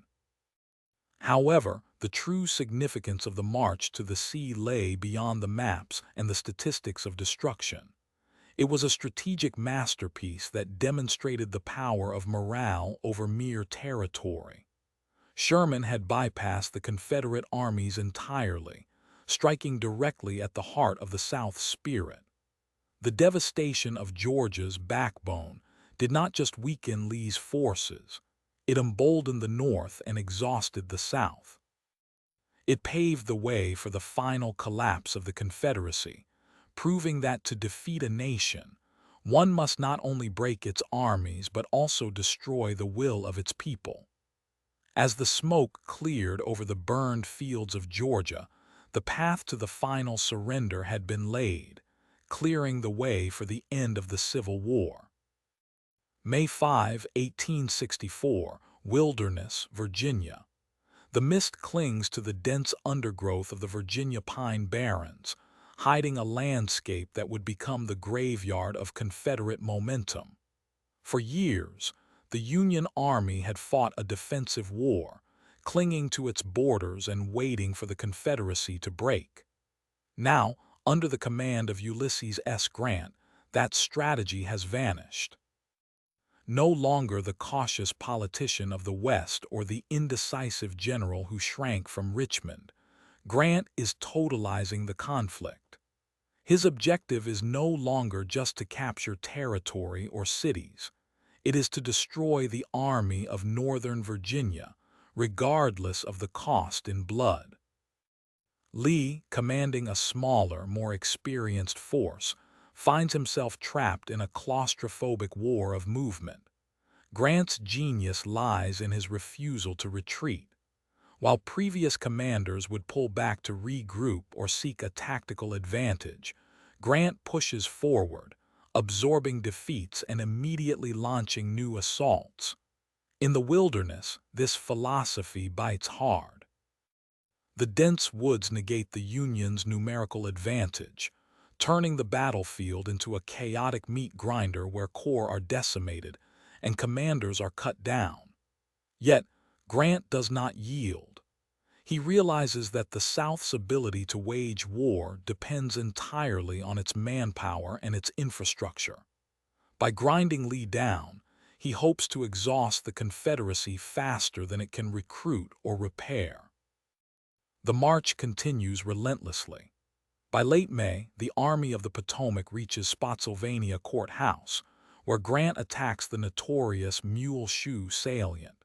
Here, the fighting becomes so intense that men are forced to dig in and fire from their trenches, anticipating the War of 1916. Casualties mount into the tens of thousands for both sides. Lee is wounded in the leg, a blow that would cripple his army, yet he refuses to evacuate his position. The psychological toll is immense for the Confederacy. Their armies are no longer fighting for a clear strategic objective, but are being worn away in a relentless cycle of attack and counterattack. June brings the culmination of this brutal campaign at Cold Harbor.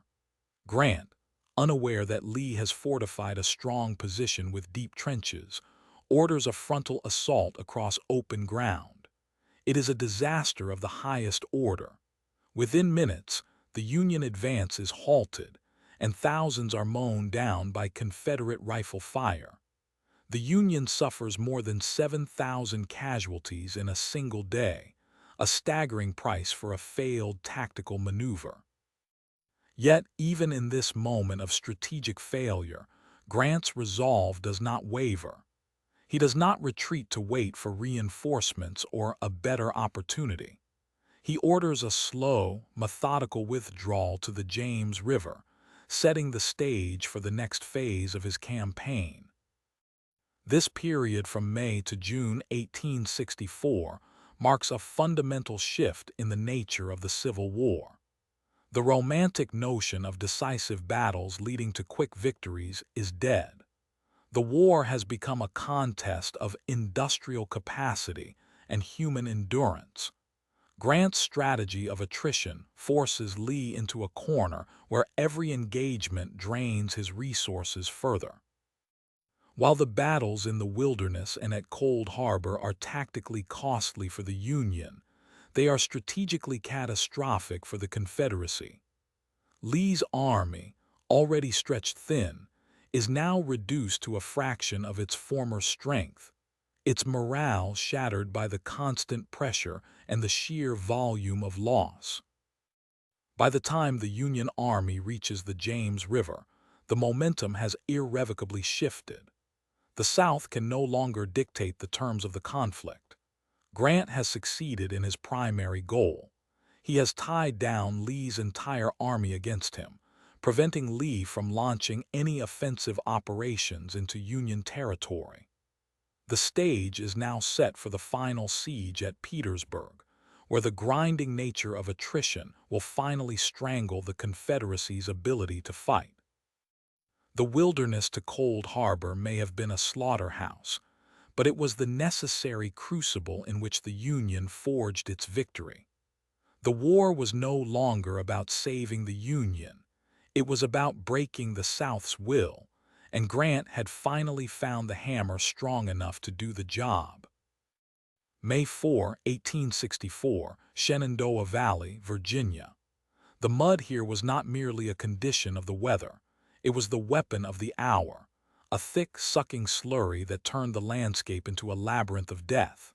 It was here, amidst the rolling hills of the Overland Campaign, that Ulysses S. Grant finally discarded the playbook of the cautious General McClellan.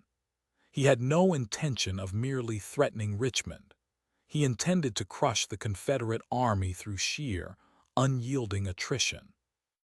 This was the beginning of the battles without end, a grinding series of clashes that would define the final years of the war.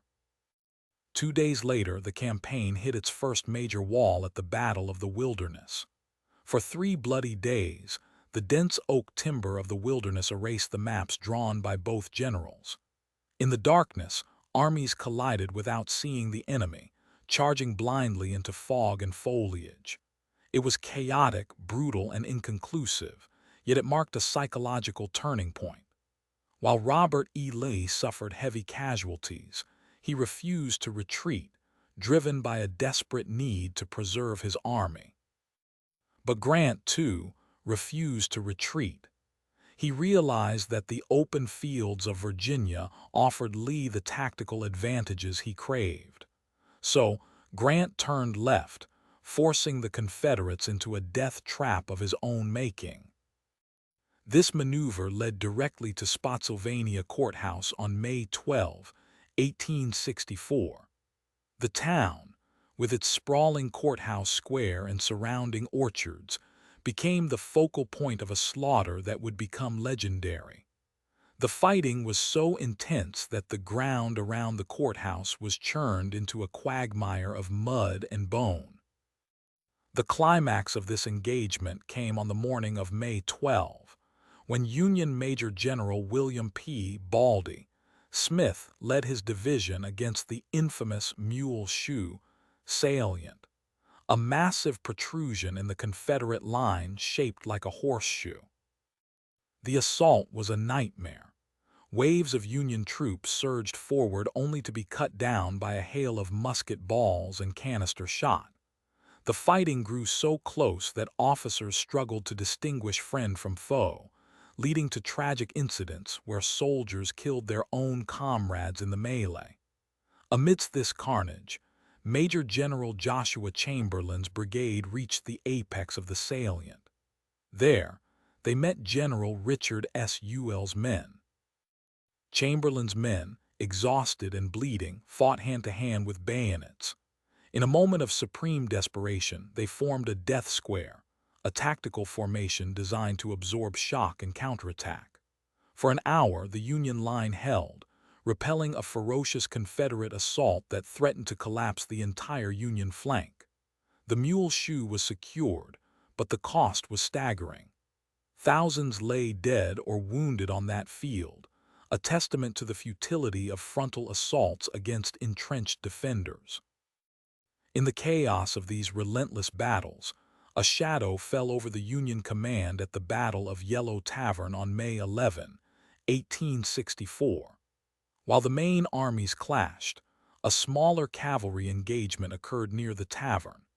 It was here that the fate of the Confederate cavalry rested on the shoulders of General J.E.B. Stuart, Lee's brilliant but reckless eye in the sky. Stuart had been separated from his command and was riding alone, attempting to rally his men. He was intercepted by Union cavalry, led by Philip Sheridan. The fight was short but violent. In the confusion, a Union trooper fired at Stuart, shattering his thigh bone. Stuart collapsed, and as he lay dying in the dirt, he reportedly said to his horse, "I'll see you on the other side." Stuart's death was a devastating blow to the Confederate war effort. Without his cavalry, Lee was effectively blind, unable to gather intelligence or disrupt Union supply lines. The overland campaign continued its inexorable march, draining the South of its men, its horses, and its hope. Every battle, from the mud of the wilderness to the blood-soaked slopes of Spotsylvania, chipped away at the foundation of the Confederacy, proving that Grant would fight Lee wherever he could, until there was no one left to fight back. April 2, 1864, in Petersburg, Virginia, marked the beginning of a war of attrition that would ultimately break the will of the Confederacy. For nearly 3 months, General Ulysses S. Grant had been engaging General Robert E. Lee in a brutal series of battles across the Virginia countryside, pushing the Confederate Army from the wilderness through Cold Harbor. While these engagements inflicted heavy casualties on Lee's forces, they yielded little strategic ground. Lee, a master of tactical maneuvering, constantly outflanked Grant, forcing the Union commander into a new and desperate plan. Grant realized that as long as Lee's army remained intact and could retreat into the mountains, the war could drag on indefinitely. To win, the Union needed to strike where Lee could not easily escape: his supply lines. The critical artery was the South Side Railroad and the James River, which fed Richmond, the Confederate capital. By mid-April, Grant shifted his focus. He ordered his army to march south, bypassing Lee's main defensive line at the North Anna River. Their objective was clear: seize the crossroads at Petersburg, the vital junction where the railroads converged. On June 16, Union troops under Major General Benjamin Butler and General Gouverneur K. Warren launched the assault. The Confederates, caught off guard by the sudden shift in direction, held the line for hours with fierce resistance before being driven back. Within 2 days, the Union forces had taken Petersburg. The capture of the city was a triumph, but it came with a grim realization. Richmond, just 12 miles to the north, was now directly exposed to Union artillery fire. Lee, understanding the catastrophic implications of losing his capital, immediately began evacuating his government and military assets while pulling his battered army north to reinforce the defenses. What followed was not a decisive battle, but a siege. From June 1864 until April 1865, nearly 10,000 Union soldiers dug a network of tunnels beneath the city, positioning themselves to launch underground assaults on the Confederate lines. The siege of Petersburg transformed the nature of the war. It was a grueling, static conflict where both sides built fortifications that stretched for 20 miles along the James River and the Appomattox River. Trenches became a permanent feature of the landscape, and the fighting was often a nightmare of mud, disease, and endless artillery barrages that destroyed homes and businesses alike. For the Confederacy, the siege was an existential threat. Petersburg was the hub of their logistical network. It provided food, ammunition, and reinforcements to the armies defending Richmond. As the Union tightened their noose, Lee's army began to starve. The Union blockade of the James River had already cut off maritime supply, and now the railroads were severed. General Lee faced a terrible dilemma. He could try to break out of the siege and fight a mobile campaign in the open fields, risking the destruction of his remaining forces in open battle. Or he could stand his ground and fight to the death to protect his capital. He chose the latter, digging in and hoping that the sheer tenacity of his defense would force Grant to negotiate. For Grant, the siege was a test of endurance. He accepted that massive casualties were inevitable, viewing them as the price of victory. He wrote to his wife, "If we can keep Lee's army within these lines until their supplies fail, we shall win the war." The strategy worked. Month by month, the Confederate lines grew thinner, and the morale of their troops plummeted. The Union Army, though suffering terribly from disease and combat losses, held firm. The siege became a psychological burden for Richmond, where civilians watched as the city was literally strangulated by the enemy. In the end, the fall of Petersburg would not come from a single thunderous charge, but from the slow, suffocating weight of an unyielding Union grip that the Confederacy simply could not survive. August 10, 1861, near Wilson's Creek in the Missouri Ozarks, marked the first true test of war in the Western theater. While the Eastern Front focused on the capital and the political heart of the nation, the West became a crucible where the realities of total war first hardened. Colonel Nathaniel Lyon's desperate stand against Sterling Price's Confederates ended in his death, signaling that the Union would bleed heavily to hold the border states. Yet this opening clash was merely the prologue to a prolonged grinding campaign that would define the character of the conflict away from the major cities. By the spring of 1862, the strategic landscape shifted dramatically with the fall of Forts Henry and Donelson. Under the command of Ulysses S. Grant, these twin victories shattered the Confederate hold on western Tennessee, opening the Mississippi River as a critical artery for Union logistics. This was the beginning of the Cracker Line, a strategy aimed at splitting the Confederacy in two. However, the road to the river was paved with carnage. At Shiloh in April 1862, the myth of Confederate invincibility was brutally shattered, yet the cost was staggering. It was the bloodiest battle of the war up to that date, convincing the North that victory would not come easily or quickly. As 1863 unfolded, the focus in the West turned decisively toward Vicksburg. While the Eastern armies fought a series of costly stalemates, Grant executed a masterful campaign of maneuver and attrition against the city on the Mississippi. The Siege of Vicksburg, culminating in July 1863, completed the division of the Confederacy. With the river under Union control, the Western Confederate states were isolated, their supply lines severed, and their ability to wage war severely crippled. This strategic triumph in the West provided the momentum that Lincoln desperately needed during the darkest months of the war.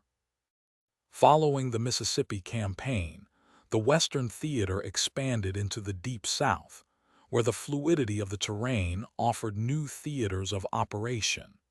In the summer of 1864, General Nathaniel Banks attempted to capture Shreveport, Louisiana, but the campaign ended in retreat, highlighting the logistical challenges of operating deep in Confederate territory. Yet, the momentum continued southward into the Red River Valley. In March 1864, General Banks launched a bold invasion of Louisiana, hoping to link up with the Union's forces on the Red River and potentially march on New Orleans. The Red River Campaign, however, proved to be a logistical nightmare. The Union forces, already stretched thin, were plagued by poor road conditions, the onset of heavy rains, and the relentless guerrilla warfare of Southern partisans. The Confederates, led by General Richard Taylor, utilized their knowledge of the terrain to harass and slow the advancing Union columns. The campaign stalled, and the Union Army was forced into a disastrous retreat. By the time the forces reached Alexandria, Louisiana, in August 1864, they had suffered significant casualties and lost nearly all their heavy equipment. Despite the failure of the Red River Campaign, the Western theater remained the stage for the war's most brutal attrition. Unlike the Eastern battles, which were often characterized by desperate charges and defensive lines, the West saw the first large-scale use of trenches and the systematic destruction of infrastructure. The battles from Wilson's Creek to the Red River established a pattern of grinding warfare that would dominate the final year of the conflict. It was a theater where the Union's industrial might was slowly grinding down the Southern will, proving that while the East would decide the final terms, the West had already broken the Confederacy's strategic backbone. The lessons learned here in the mud and blood of the Ozarks and the Red River Valley would prepare the Union armies for the final, relentless push that would end the war. March 29, 1865, near Amelia Courthouse, Virginia.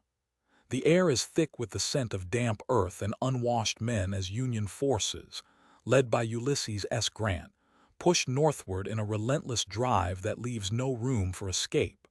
For nearly 3 years, the strategic landscape of the American Civil War had been defined by static sieges and grinding attrition around Petersburg. But here, in the spring of 1865, the geometry of the conflict shifts violently. Grant has finally broken the deadlock. By converging his armies from 3 directions, he has severed the rail lines feeding General Robert E. Lee's Army of Northern Virginia, strangling the Confederacy's ability to move men and supplies into the heart of its own territory. Lee, battered and outnumbered, faces an impossible choice. His supply wagons are empty, his men are starving, and the relentless hammer of Grant's forces is closing in on all sides. The Union strategy is now total war. There is no longer a line to hold, only a route to flee. Lee orders his army to abandon the defensive works around Petersburg and move southwest, aiming to link up with General Joseph E. Johnston's forces in North Carolina. It is a desperate gamble, a final attempt to extend the war's duration and perhaps negotiate a separate peace that could save the Confederate heartland. The journey begins in a somber, dusty column. The Army of Northern Virginia, once the pride of the Confederacy, is a shadow of its former self. Men walk barefoot, their shoes long gone, their uniforms patched beyond recognition. The iconic gray ranks are thinned by desertion, disease, and the sheer exhaustion of over 100 days of combat. As they march, the ghost of their earlier glory lingers. They are not the masters of the battlefield anymore. They are refugees in their own land, pursued by an enemy that refuses to yield an inch. Grant, riding alongside his corps commanders, watches the retreat with cold calculation. He has spent months wearing Lee down, wearing down his resources, and now he is wearing down his morale. The Appomattox campaign is not a single battle, but a relentless chase across the Virginia countryside. It is a race against time and against the elements. Lee hopes to find safety in the Carolinas or establish a new defensive line, but Grant is playing a different game. He is not trying to defeat Lee on the field of battle. He is trying to corner him. The landscape changes as the armies move westward. The green fields of Virginia give way to the scrubland of the Piedmont. The sounds of the retreat are disorganized and chaotic, punctuated by the occasional skirmish where Union cavalry, led by Philip Sheridan, hunts down the stragglers and disrupts the rear guard. Lee knows that the end is near, yet he clings to the hope that his army can still fight its way out. But the Union lines are tightening, a pincer movement that squeezes the Confederates into a shrinking corridor. By early April, the fate of the Confederacy hangs in the balance. The Army of Northern Virginia is trapped between the advancing Union forces and the rising waters of the Appomattox River. Lee's options are dwindling to zero. The campaign has stripped away his illusions of victory. The logistical nightmare, the constant pressure of the enemy, and the dwindling numbers have reduced his army to a desperate remnant. Grant has achieved what he set out to do. He has forced the issue, moving the war from the defensive trenches of Petersburg to the open roads of Virginia, where the South's military machine can no longer function. This moment marks the beginning of the end. The Appomattox campaign is the final, crushing blow to Confederate independence. It is a campaign of movement and exhaustion, a testament to Grant's strategic brilliance in refusing to let Lee escape the consequences of his own failures. As the Union lines close in, the stage is set for a confrontation that will change the course of history, forcing the greatest military leader of the South to face the greatest commander of the North, not on a battlefield of his choosing, but at the mercy of an enemy who has refused to let him go. The war is effectively over. Only the formal surrender remains to confirm the inevitable collapse of the Southern cause. April 1, 1865, at Five Forks, Virginia. The air hangs heavy with the scent of cordite and damp earth as the final, desperate chapter of the Civil War writes itself in ink not of pen, but of blood and steel. Just miles away, the Confederate capital of Richmond sits secure behind the seemingly impregnable lines of Petersburg.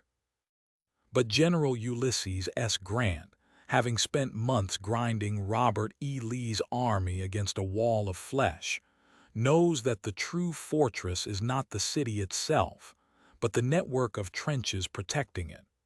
Among these defenses, one point stands out as the linchpin: Five Forks. For weeks, the Union Army of the Potomac and the newly formed Army of the James had been trapped in a grinding siege. Their strategy was simple yet brutal: cut off Petersburg from its supply lines. But the Confederates had fortified the junction where two roads converged at five distinct forks. Here, the Petersburg and South Side Railroad met the Boynton Plank Road. Control of this intersection meant control of the lifeline feeding General Lee's army with food, ammunition, and morale. Without it, the Confederate siege lines would collapse. With it, the Union victory would stall. Grant knew that a frontal assault on the Confederate right flank, which was anchored at Five Forks, was suicide. The terrain was a nightmare of thick woods and tangled brush, offering perfect cover for the defenders but a slow, exhausting march for the attackers. Furthermore, General George Meade, commanding the Union forces, had initially hesitated, fearing the Confederate cavalry under the brilliant Stuart and later Fitzhugh Lee could outflank his forces. It took Grant's relentless insistence to force Meade's hand. He had to send in the XVII Corps under the command of Major General Edward Ord. The battle was short but catastrophic. It began before dawn on April 1st. The fog rolled off the Appomattox River, masking the initial movements until the roar of artillery shattered the silence. The Union columns pushed through the dense undergrowth, their movements clumsy and slow, hampered by the difficult terrain.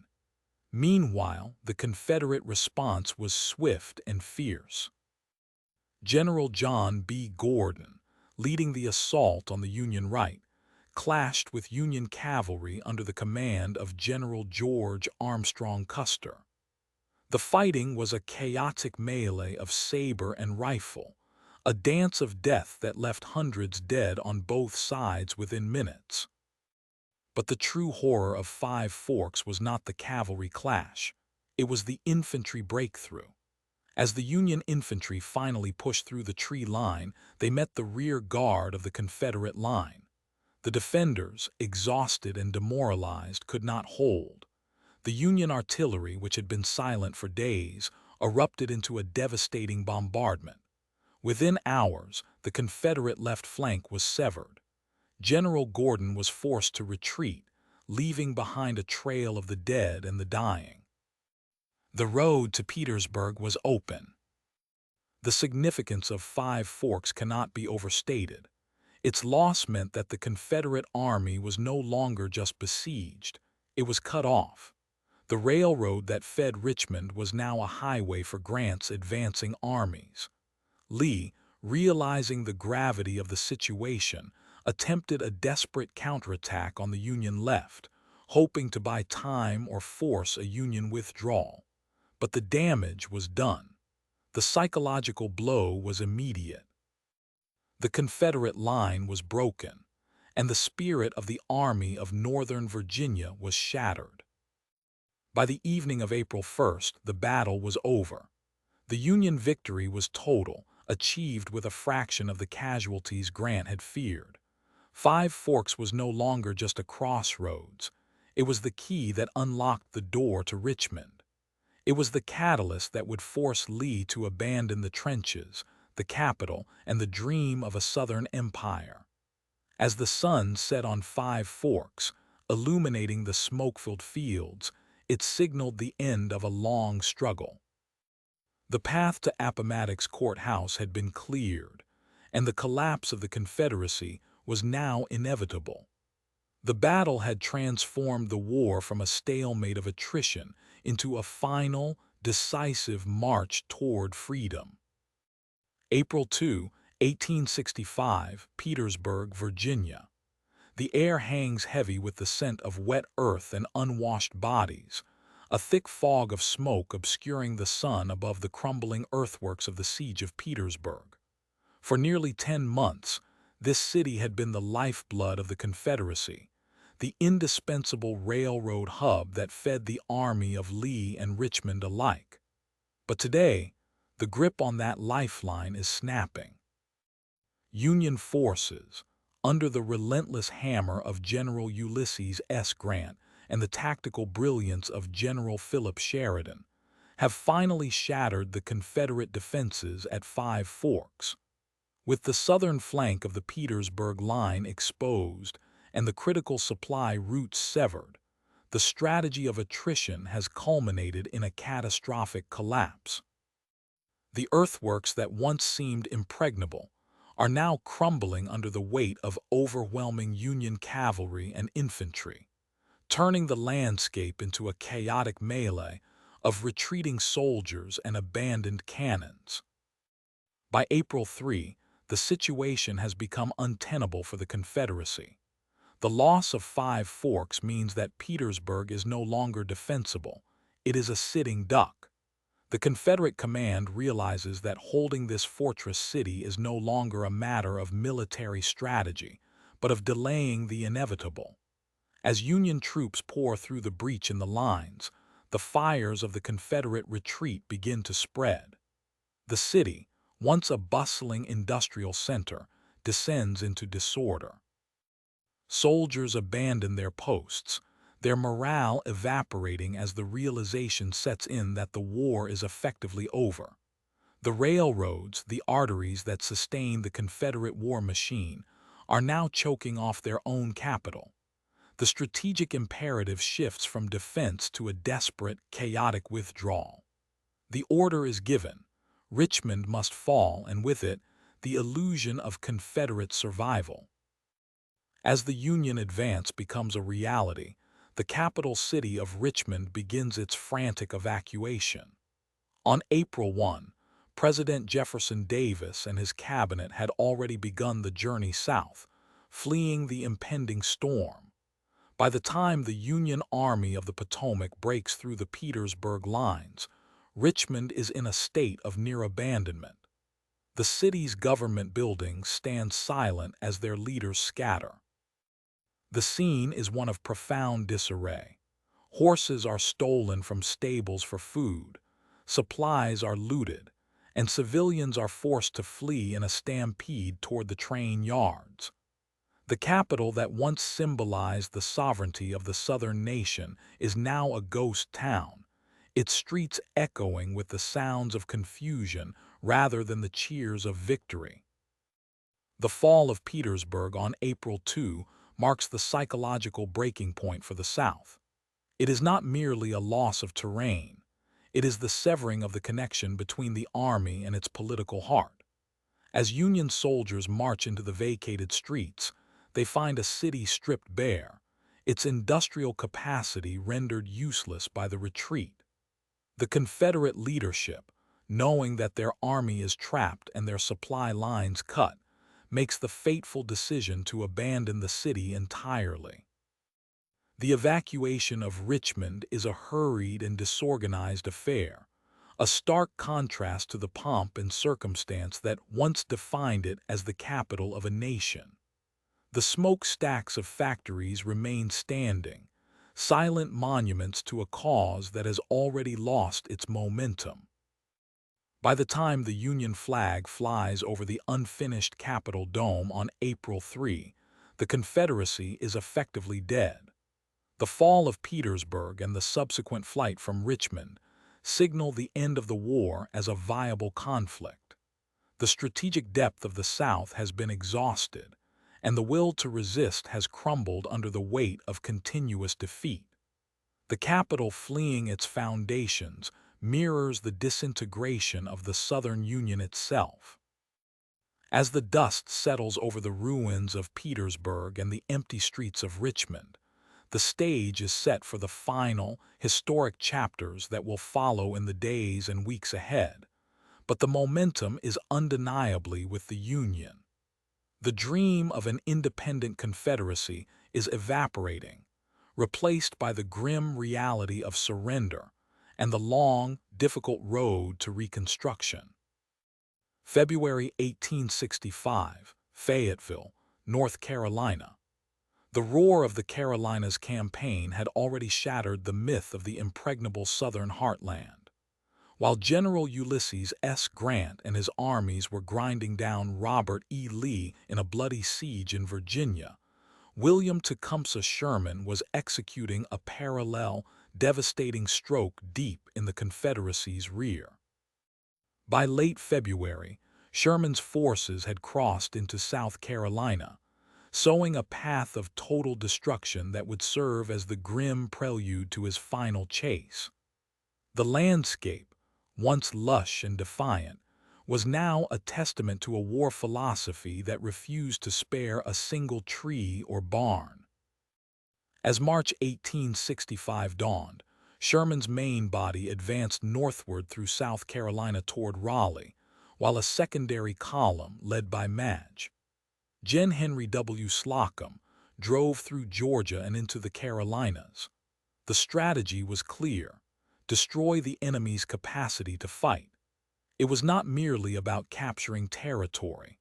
It was about breaking the Confederate will by destroying their railroads, burning their crops, and seizing their livestock. The march to the sea had been a calculated march of terror, but the Carolinas campaign would be a chaotic, relentless pursuit. As Union troops moved, the civilian population fled in terror, their homes reduced to ash and their resources stripped bare. The psychological impact on the Southern populace was absolute. The abstract concept of invasion had become a visceral reality of smoke and ruin. By early April, Sherman's forces had converged near Greensboro, North Carolina, initiating the final phase of the campaign known as the Chase. This was no longer a simple march. It was a high-speed pursuit of the retreating Confederate remnants. Sherman ordered his cavalry under Gen. Philip Sheridan to push relentlessly ahead, scouring the countryside for stragglers and supplies. The Confederate army, shattered and demoralized, was now a ragged column of refugees and fleeing soldiers attempting to escape into the mountains or back to Virginia. The Union Army, swollen with recruits and fueled by the momentum of victory, covered ground with unprecedented speed. The landscape of the Carolinas, already ravaged by Sherman's earlier raids, became a charnel house for the defeated South. Every railroad track was torn up to prevent Confederate escape or resupply. Every bridge was destroyed. The Union soldiers moved with a sense of inevitability, their ranks filling up with desperate locals who sought protection from the advancing Yankees.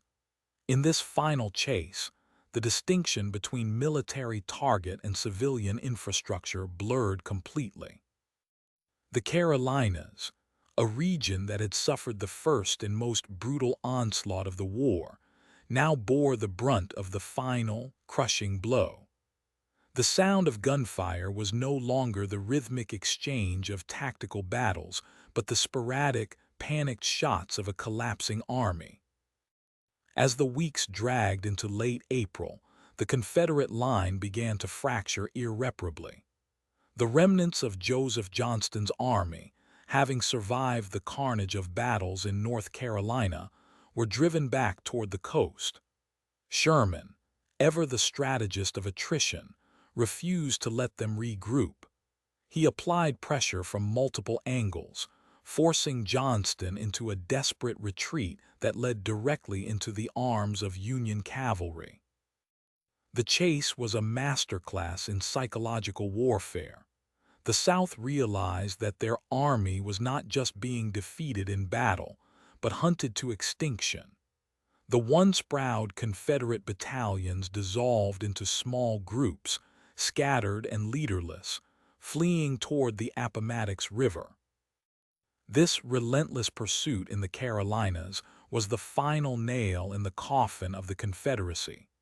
It demonstrated that the Union could not only sustain a prolonged war, but could also deliver a final, decisive blow with surgical precision. The scorched earth policy, perfected in Georgia, had reached its zenith here. By the time Robert E. Lee surrendered at Appomattox on April 9, 1865, the Confederacy was not just militarily defeated. Its economic and social infrastructure had been systematically dismantled by the iron will of Sherman's march. The chase through the Carolinas stands as a testament to the total nature of the conflict, a grim reminder of the cost of preserving the Union, and the unyielding resolve that turned a fractured nation into a single, albeit scarred, whole. April 9, 1865, Appomattox Court House, Virginia. The air inside the parlor of the Stewart house was thick with the scent of stale tobacco, damp wool, and the unspoken weight of a nation's exhaustion. Outside, the spring mud had turned the once pristine roads into a quagmire that had swallowed thousands of horses and men, mirroring the sinking morale of the Army of Northern Virginia. Inside, two of the most consequential figures in American history sat facing each other across a small table, separated not by ideology alone, but by the crushing reality of attrition. General Ulysses S. Grant and General Robert E. Lee. This moment marked the culmination of 4 long years of carnage, where the ideals of liberty and union collided in the mud and blood of a dozen battlefields. By this final afternoon, the Confederacy was a hollow shell. Its cities lay in ruins, its railroads severed, its agricultural heartland devastated by Sherman's march through the Carolinas and Georgia. Lee's army, though still fighting with a ferocity born of desperation, was starving. They had eaten their horses, then their horses' saddles and harnesses, and finally, rations that amounted to little more than sawdust and salt. The will of the people had fractured, and the political machinery of Richmond had already begun to collapse in its wake. Grant, having just learned of Lee's movement toward the Danville Railroad, had raced to intercept him. His strategy was simple, brutal, and effective: cut off the retreat and force the surrender. He had achieved this in a manner that stunned the military world. Instead of a final, cataclysmic battle that would have cost thousands more lives, Grant chose a path of negotiation. He wanted an end to the fighting, not a Pyrrhic victory. He met Lee at the Stewart house, bringing with him not the arrogance of a conqueror, but the weary patience of a man who knew the cost of the conflict too well. The atmosphere in the room was strangely calm. There was no shouting, no exchange of insults, no theatrical posturing. Lee, the architect of the Confederacy's defensive masterpiece, entered a state of profound resignation. He knew that further resistance was impossible and that the South's cause was lost. When Grant extended his hand, Lee accepted it, signaling a transition from enemies to men. The terms of surrender were surprisingly lenient. Grant did not demand the immediate disarming of the army or the trial of its officers. Instead, he offered parole. The Confederate soldiers were allowed to return home to their families, promising only that they would not take up arms again until formally exchanged by the government. Lee read the terms, then folded them with a deliberate slowness, tucking them into his pocket as if they held the weight of his entire life's work. As he stood to leave the house to deliver the news to his starving troops, the magnitude of the event settled over the room. The Army of Northern Virginia, the most celebrated military force in the world, was effectively ceasing to exist. Outside, the soldiers began to gather, their faces upturned toward the house, hoping for news that would finally bring an end to the nightmare of marching, starving, and fighting. This surrender was not merely a military defeat. It was the death knell of the Confederate experiment. It signaled that the Union, though fractured and scarred, was indivisible. The war had moved beyond the question of states' rights or the preservation of the Union. It had become, as it truly was for Grant and the North, a war for freedom, a war to end slavery forever. As the sun began to set on April 9th, casting long shadows across the Virginia fields, the sound of the guns finally faded, replaced by the quiet sounds of an exhausted army beginning its long journey home. The Civil War was over. The long, difficult work of healing had just begun. April 9, 1865, Appomattox Court House, Virginia. The air was thick with the dust of a shattered dream and the somber weight of a nation finally exhaling. General Robert E. Lee, the brilliant strategist who had stood defiant against the might of the United States for over 3.5 years, found himself in a predicament that no general in history had ever faced before. He had nowhere left to go. His army, once the terror of the North, was reduced to a ragged column of starving men and boys. With his left flank pinned by Union cavalry under General Philip Sheridan and his front met by the relentless infantry of General Sheridan's predecessor, the Confederate cause had not just been defeated, it had been encircled and strangled. But this was not the final end. For the next 2 weeks, Lee's Army of Northern Virginia would attempt a desperate breakout, hoping to reach friendly territory in North Carolina and rally new forces, perhaps even finding refuge in Florida or Texas. The journey was a nightmare of exhaustion. The soldiers, many barefoot or wearing nothing but rags, trudged through muddy roads, their horses skeletal from lack of feed.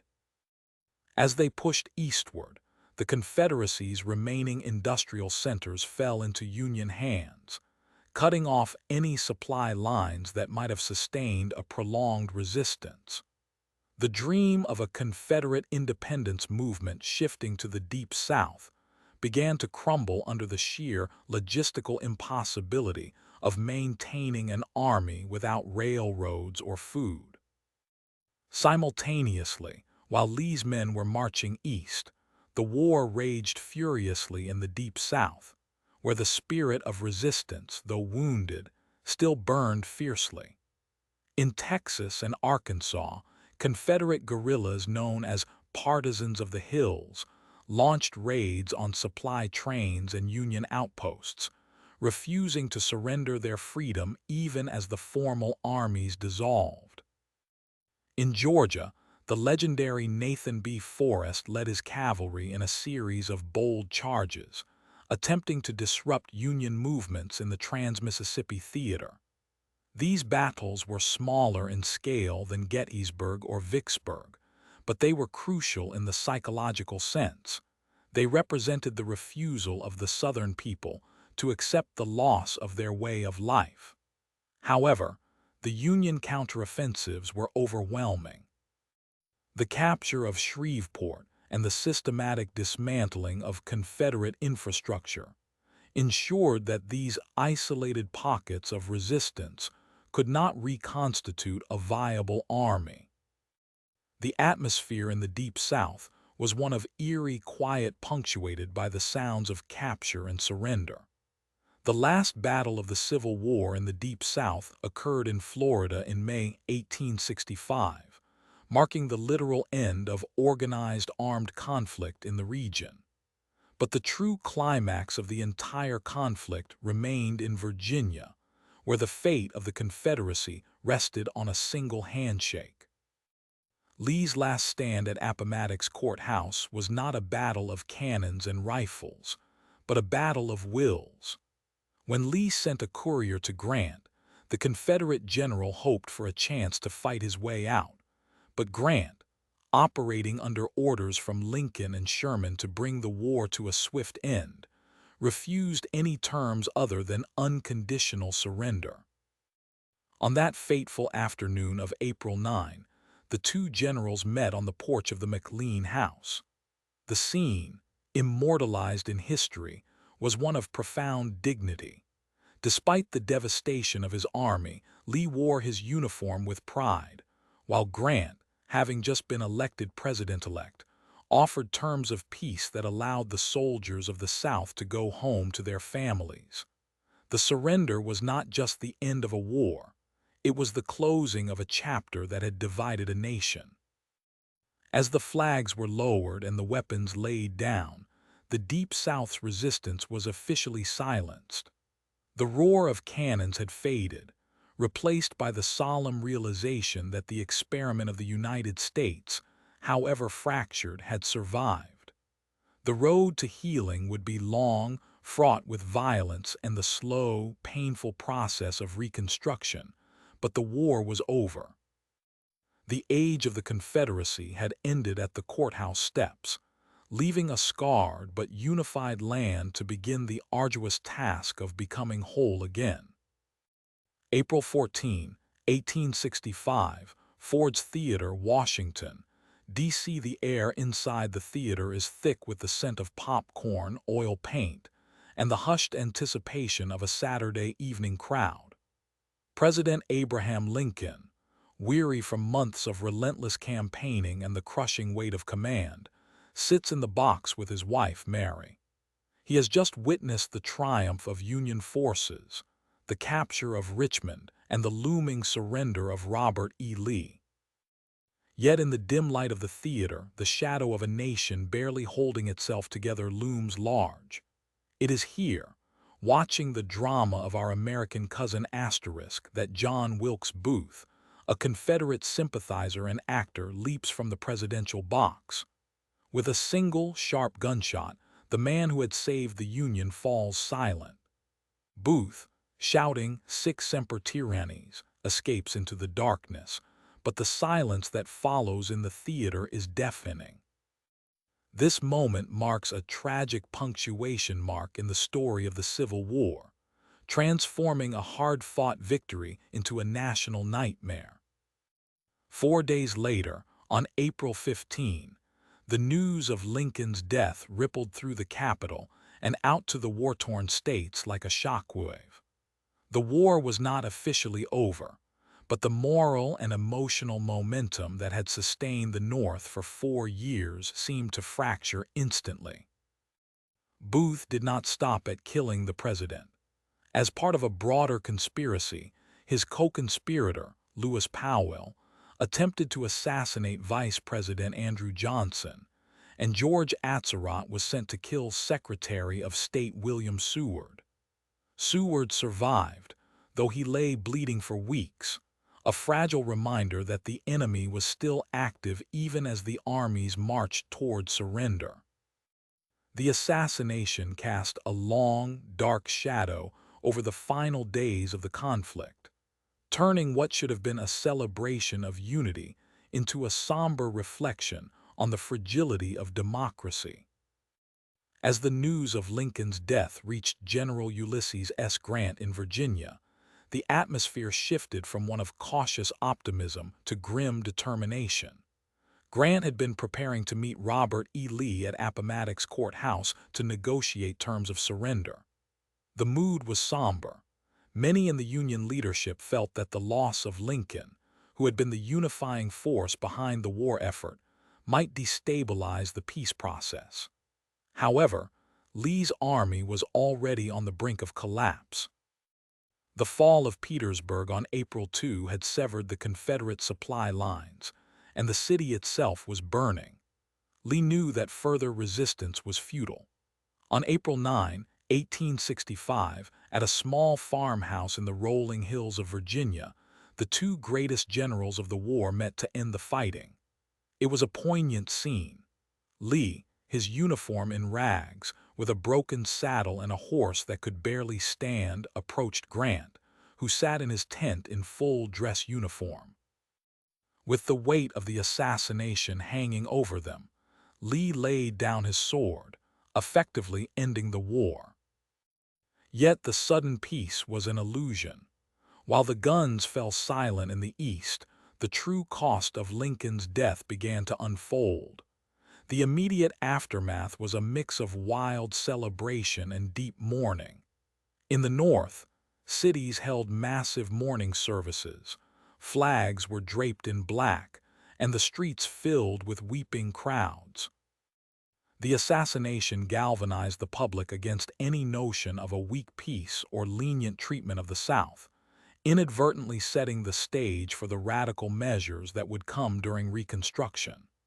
But for the South, the assassination was a source of bitterness and confusion, fueling conspiracy theories and delaying the acceptance of defeat. The war had ended, but the scars it left, both physical and psychological, were just beginning to heal. Lincoln's death served as a grim reminder that while the Union was preserved, the path to a healed nation would be long, arduous, and fraught with the same divisions that had sparked the conflict in the first place.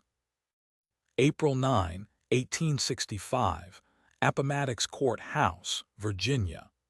The smoke finally clears from the battlefield, but the war had not truly ended. While General Robert E. Lee signed his surrender, the document he placed on the table did not solve the crisis of the Union or the future of 4 million newly freed people. The immediate aftermath was not a smooth transition to peace, but a chaotic, urgent scramble to reassemble a shattered nation under the fragile leadership of President Abraham Lincoln. In the weeks and months following Appomattox, the United States entered a period of immediate reconstruction defined by two competing forces: the broad strokes of presidential amnesty and the heavy hand of military occupation. President Lincoln, sensing the exhaustion of the North and fearing a political backlash from war hawks, sought a path of rapid reconciliation. His vision, outlined in the Amnesty Proclamation of December 1863 and reiterated in his final days, was rooted in the 10% Plan. The logic was simple and forgiving. Once a Confederate state had sworn loyalty to the Union and established a new government where at least 10% of the voters who participated in the 1860 election pledged allegiance to the Constitution and the emancipation of enslaved people, that state would be restored to the Union. Lincoln hoped this would encourage Southern states to form provisional governments quickly, allowing for the ratification of the 13th Amendment and the creation of loyal congressional delegations. He imagined a malice toward none, with charity for all, where the scars of war would be smoothed over before they could harden into bitterness. However, the reality on the ground was far more complex and resistant than the White House could manage. Across the defeated South, a paradoxical atmosphere emerged. While many Confederate soldiers, eager to return to their homes and families, supported Lincoln's lenient terms, a powerful political faction known as the Hard Shells, or conservative white leaders, refused to accept amnesty. These men, who had led the secession and the war effort, argued that Lincoln's plan was a betrayal of the South's honor. They refused to swear the oaths of allegiance, blocked the formation of new state governments, and actively obstructed the process of Reconstruction. To them, true reconciliation required not just an oath, but a restoration of the old social and political order, including the return of white supremacy. As these political impasses stalled, the physical reality of the war began to shift into the reality of occupation. The Army of the Potomac and other Union forces did not simply march away after the surrenders. They remained. In April 1865, Lincoln authorized General William T. Sherman to issue General Order No. 15, establishing a formal military rule in the Southern states.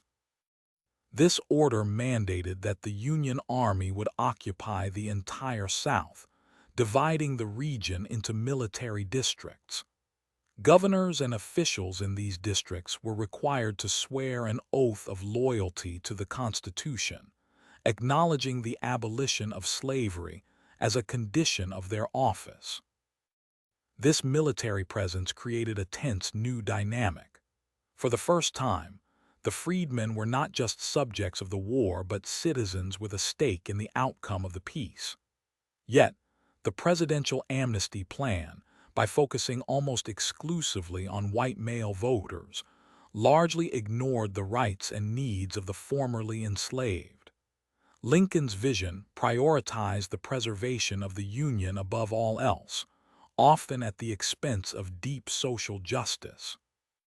When Lincoln was assassinated on April 14, 1865, just days before his planned second inaugural, the delicate balance he struck was shattered. The immediate Reconstruction phase became a battleground where the promise of amnesty clashed with the refusal of Southern elites to comply, setting the stage for the more radical and contentious measures of Reconstruction that would follow in the years to come.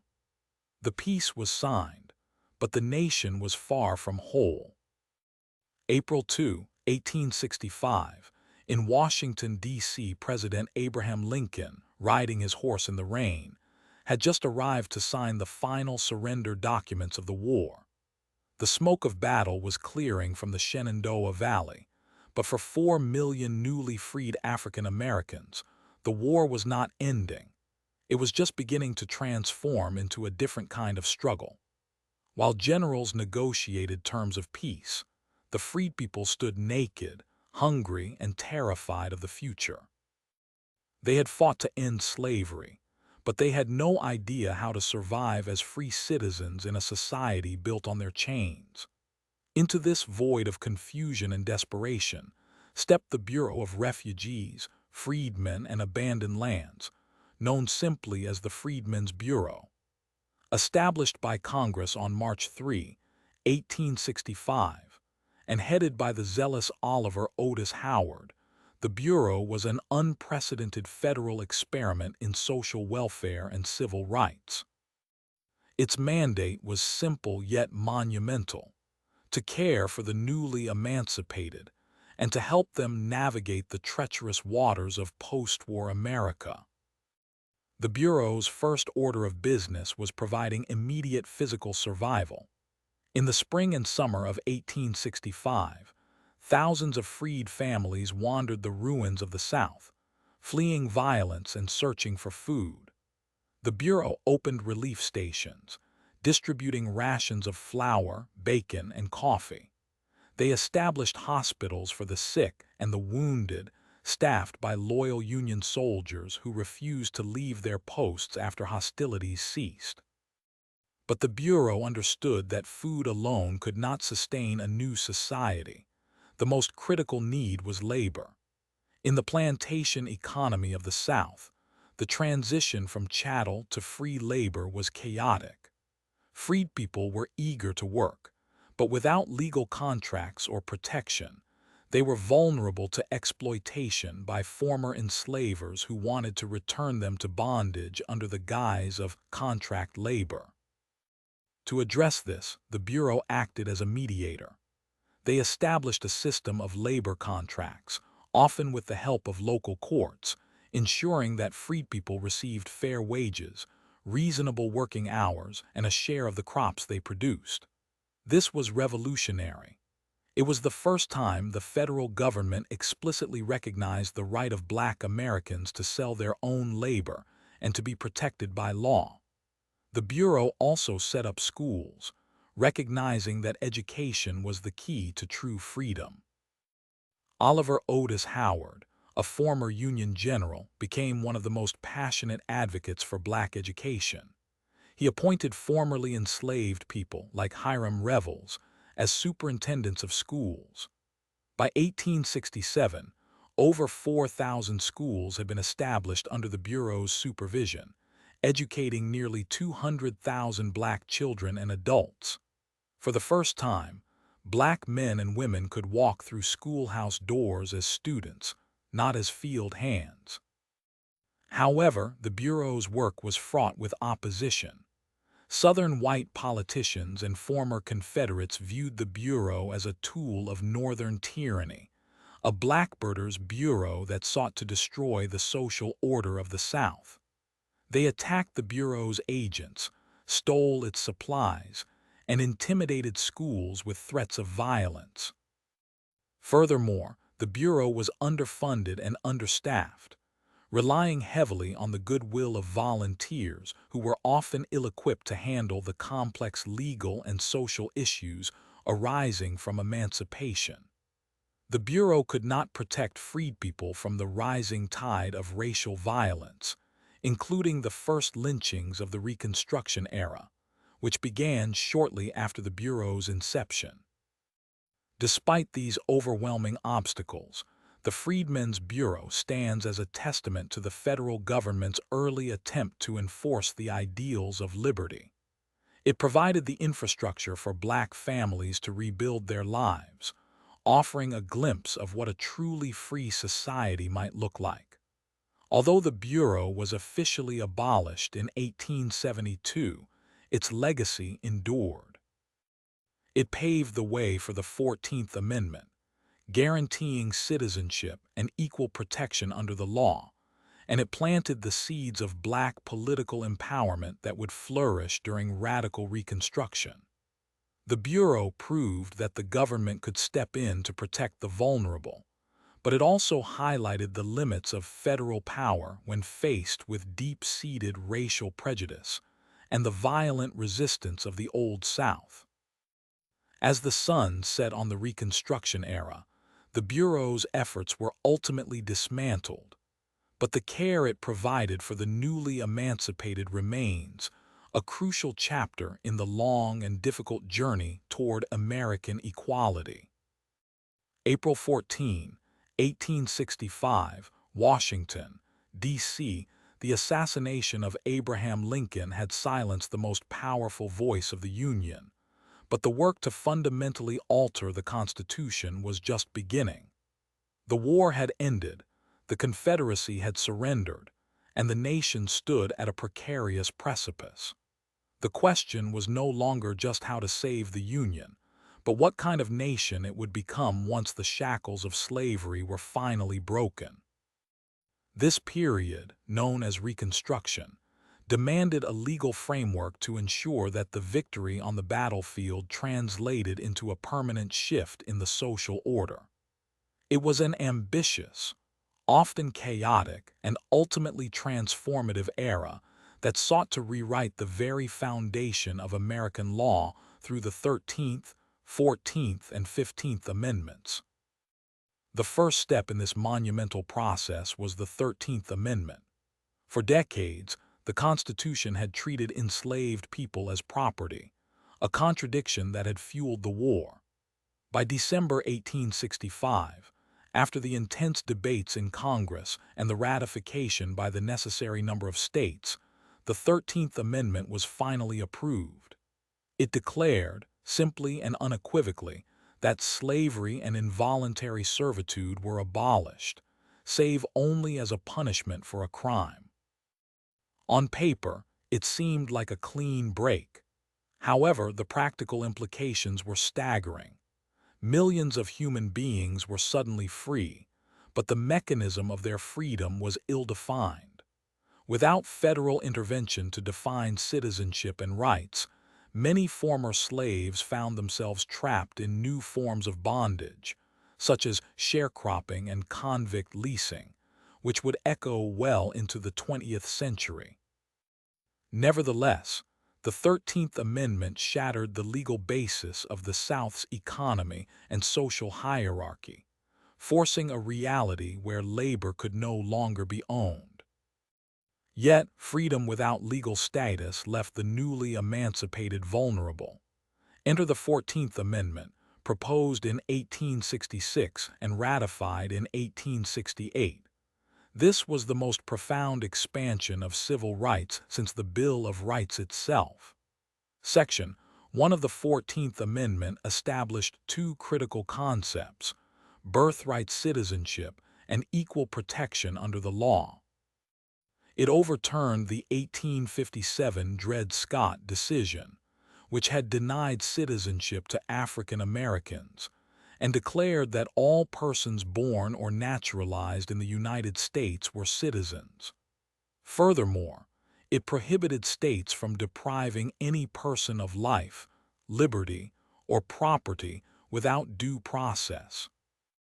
This amendment did more than just grant citizenship. It federalized the protection of individual rights, giving the federal government the power to intervene when states violated the basic liberties of their citizens. It was the constitutional bedrock upon which the future of civil rights would be built, shifting the balance of power from the states to the national government. Finally, In 1870, the 15th Amendment was ratified, completing this trifecta of constitutional change.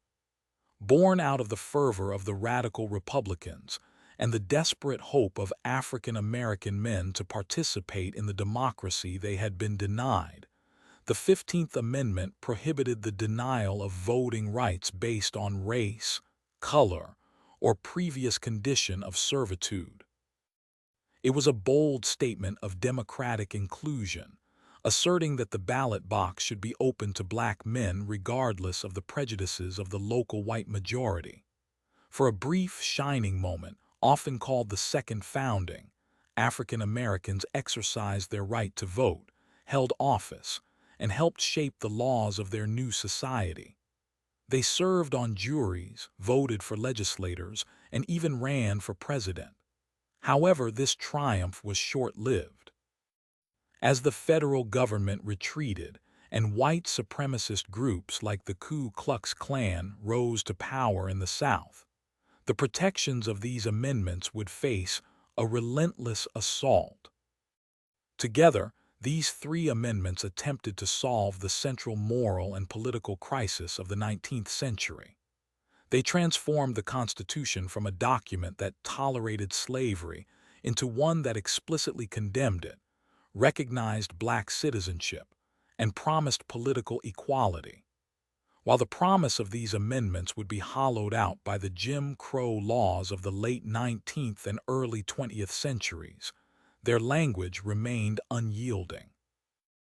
They provided the legal arsenal that civil rights leaders would use a century later to dismantle segregation and secure the full promise of American freedom. The 13th, 14th, and 15th Amendments did not just end the Civil War.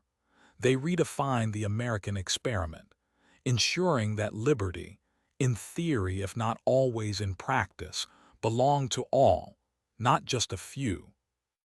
April 14, 1865, Washington, D.C. As the smoke of war finally settles over the exhausted capital, the nation is not celebrating a unified peace, but rather standing on the precipice of a new and terrifying reality. While General Lee surrenders at Appomattox, the true struggle for the soul of America has barely begun. The war has ended, but the conflict between those who demanded immediate racial equality and those who sought to restore the old order without the black man as an equal citizen is just heating up. This era, known as Radical Reconstruction, was a bold attempt by the Congress and President Andrew Johnson's more lenient policies to be overhauled by the Radical Republicans. Led by figures like Thaddeus Stevens and Charles Sumner, they pushed for the 14th Amendment to guarantee citizenship and equal protection under the law for freedmen, and the 15th to secure the right to vote regardless of race.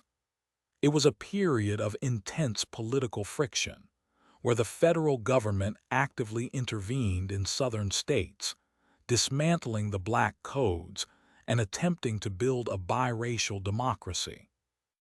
However, the political winds were about to shift violently against this progressive vision.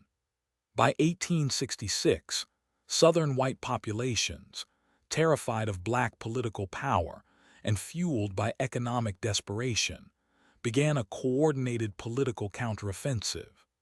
They organized into paramilitary groups like the Ku Klux Klan, using terror to intimidate black voters and Republican office holders, effectively nullifying the ballot box in many regions. Simultaneously, a new political movement coalesced in the South, known as redemption. This was not merely about restoring the Union in name, but about redeeming the states from the alleged tyranny of radical carpetbaggers and scalawags. These redeemers were former Confederates who had been barred from office during Reconstruction, now promising to restore white supremacy and local control in exchange for their support. The stage for this takeover was set in Mississippi in late 1867, where violent upheavals and fraudulent elections signaled the beginning of the end for federal authority. Across the South, similar patterns emerged. Riots, arson, and electoral violence became the tools of the Redeemers. They successfully appealed to Northern exhaustion. After 4 years of war and years of costly, difficult reconstruction, many Americans in the North grew weary of funding the South or policing its internal affairs. The moral outrage over racial violence in the South, epitomized by the New York World's graphic reporting, could not stop the rising tide of apathy and racism within the Union itself. By 1874, the political balance had tipped decisively. The Red Democrats, led by Redeemers, swept into power in both the House of Representatives and the Senate, ending the era of radical dominance. In response, President Ulysses S. Grant, recognizing the futility and cost of further military intervention, supported the Compromise of 1877. This pivotal deal effectively withdrew federal troops from the last occupied southern states, including Louisiana and South Carolina. With the presence of Union soldiers gone, the final barrier protecting black rights crumbled. The Redeemers, now unchallenged by federal force, systematically stripped away the gains of Reconstruction. They passed constitutions and laws that enshrined white supremacy, dismantled the public school systems for black children, and paved the way for the Jim Crow era. The promise of the 14th and 15th Amendments was rendered largely theoretical, as the machinery of redemption ensured that black political life was suffocated once again. The radical dream of a biracial democracy in the South died, replaced by a divided peace, where the scars of the war remained. But the original sin of inequality was not only preserved, but codified into the social fabric of the nation for generations to come. April 1865, Appomattox Courthouse. The ink was still drying on General Lee's surrender papers when the true work of rebuilding began, a task far more daunting than defeating an army. The war had ended the conflict, but it had not ended the division. As Union troops marched into Richmond and the Confederate flag was lowered for the last time, America stood at a precipice, wondering if the Republic could survive the trauma that had nearly destroyed it.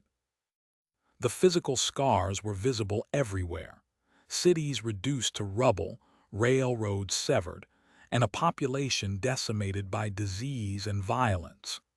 Yet, the invisible scars ran deeper, cutting across the very soul of a nation that had fought so fiercely for its unity. In the immediate aftermath, the nation faced a dilemma that would define the next decade. The Union was restored, but what did that restoration actually mean? President Andrew Johnson, initially optimistic, found his vision of a lenient Reconstruction crumbling under the weight of Southern resistance and Northern fatigue. The South, humbled but not broken, quickly began to reassert its traditional power structures, effectively rewriting the social contract for millions of black Americans. While the 13th Amendment abolished slavery, it offered no protection from the new systems of coercion rising in its place, such as black codes and sharecropping, which kept many formerly enslaved people in a state of economic bondage indistinguishable from slavery. The promise of the Emancipation Proclamation and the Gettysburg Address, that government of the people, by the people, for the people, now included black citizens, was met with a violent reality in the post-war South. The Ku Klux Klan rose from the shadows, not as a military force, but as a psychological terror network designed to roll back the gains of freedom.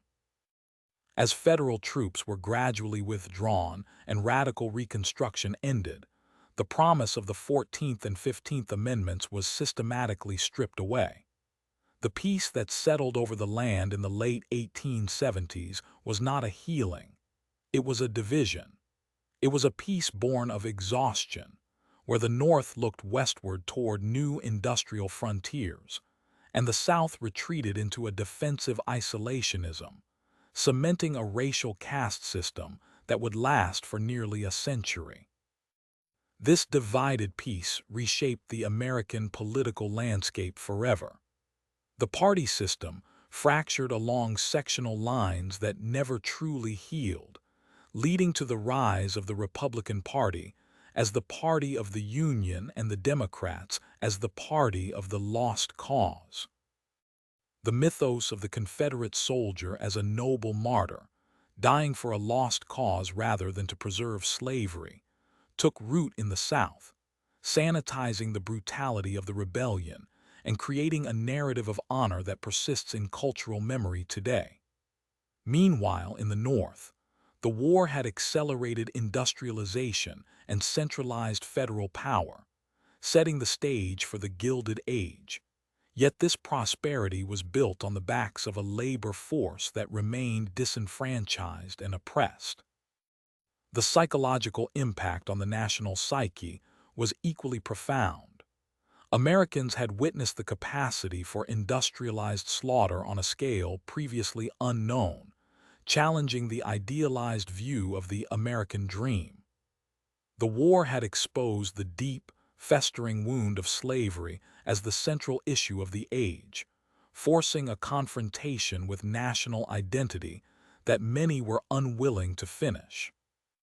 The scars left by the Civil War were not just in the battlefields of Georgia or the ruins of Virginia.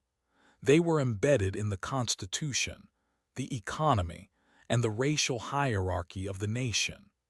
For 2 decades after the guns fell silent, America lived in a suspended state of being, both united and profoundly divided.